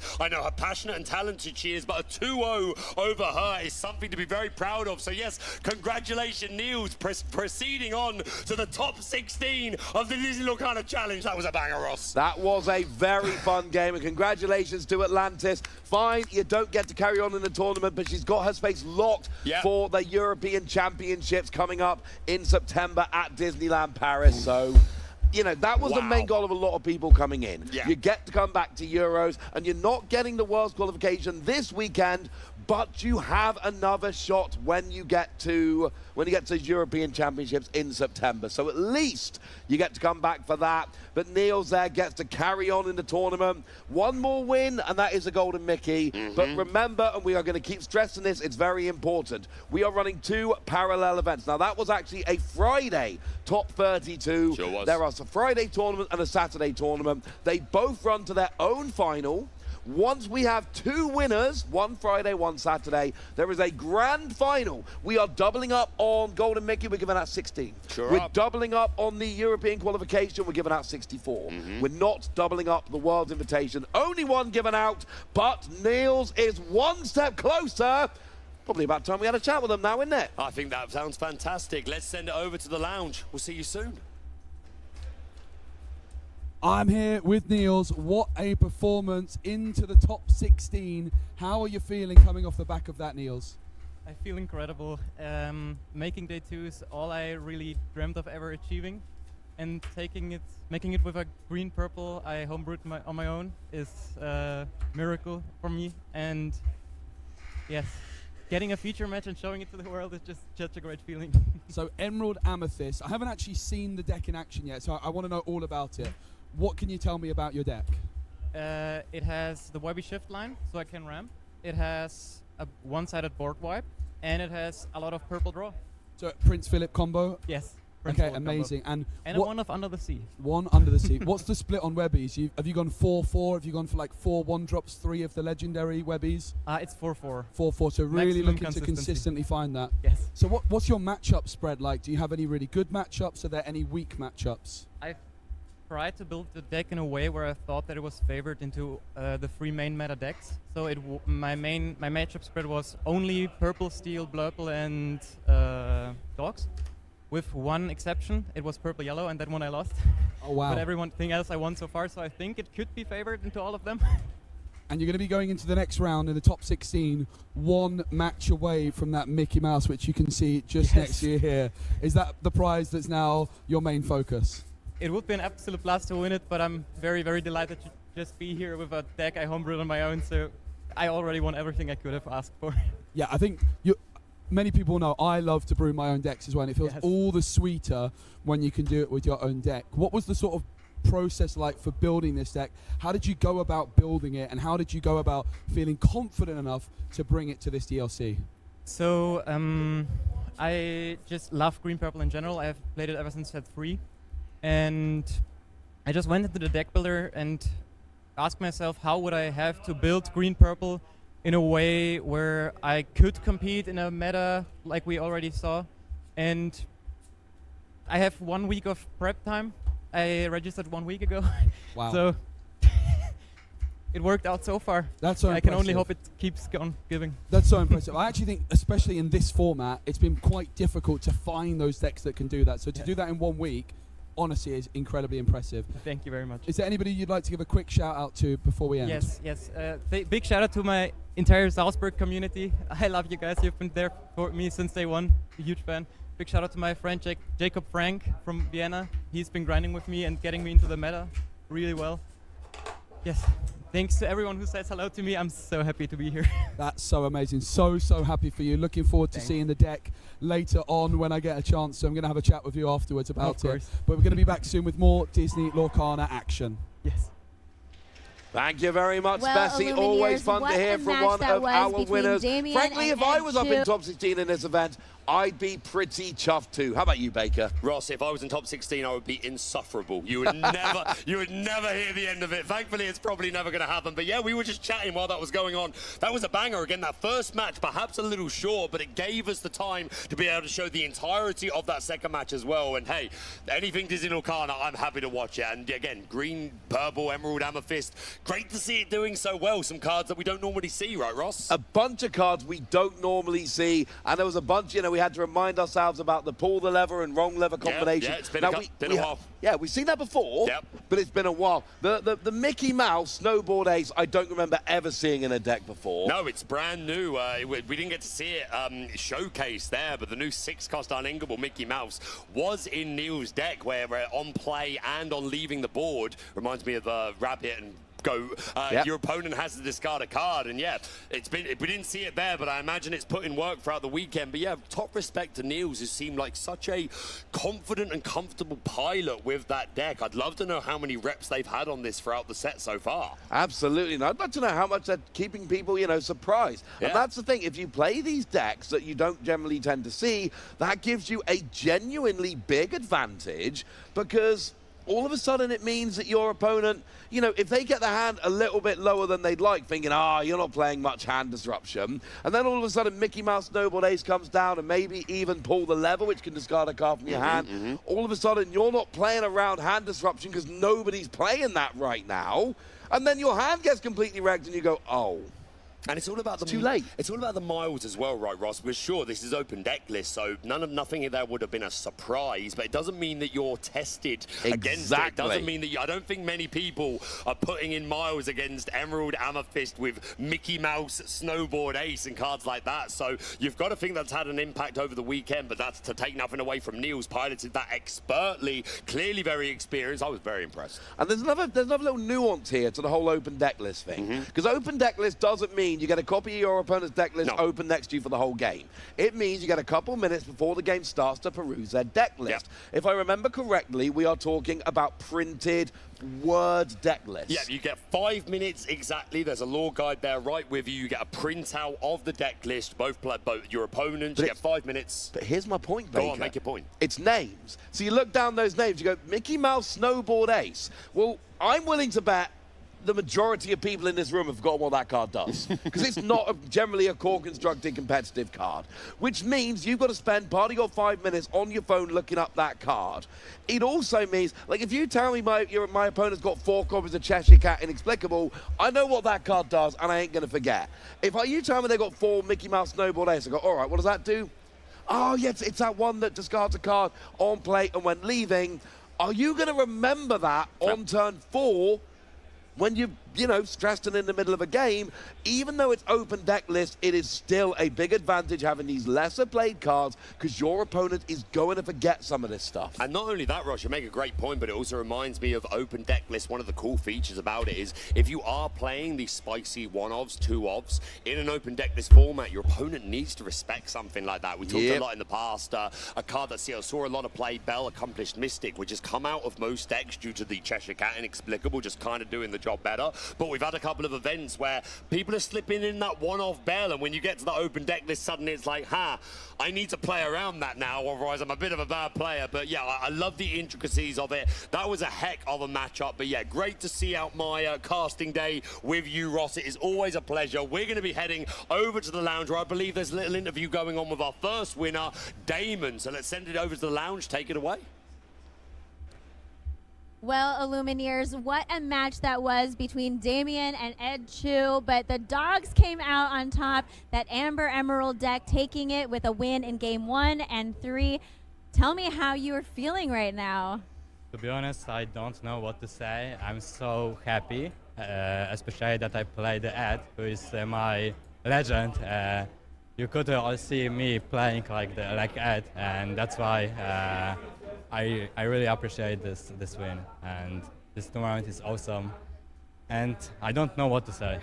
Well, a big moment for you. I do want to talk about that big moment at the end of game 3. Ed needed to find an answer.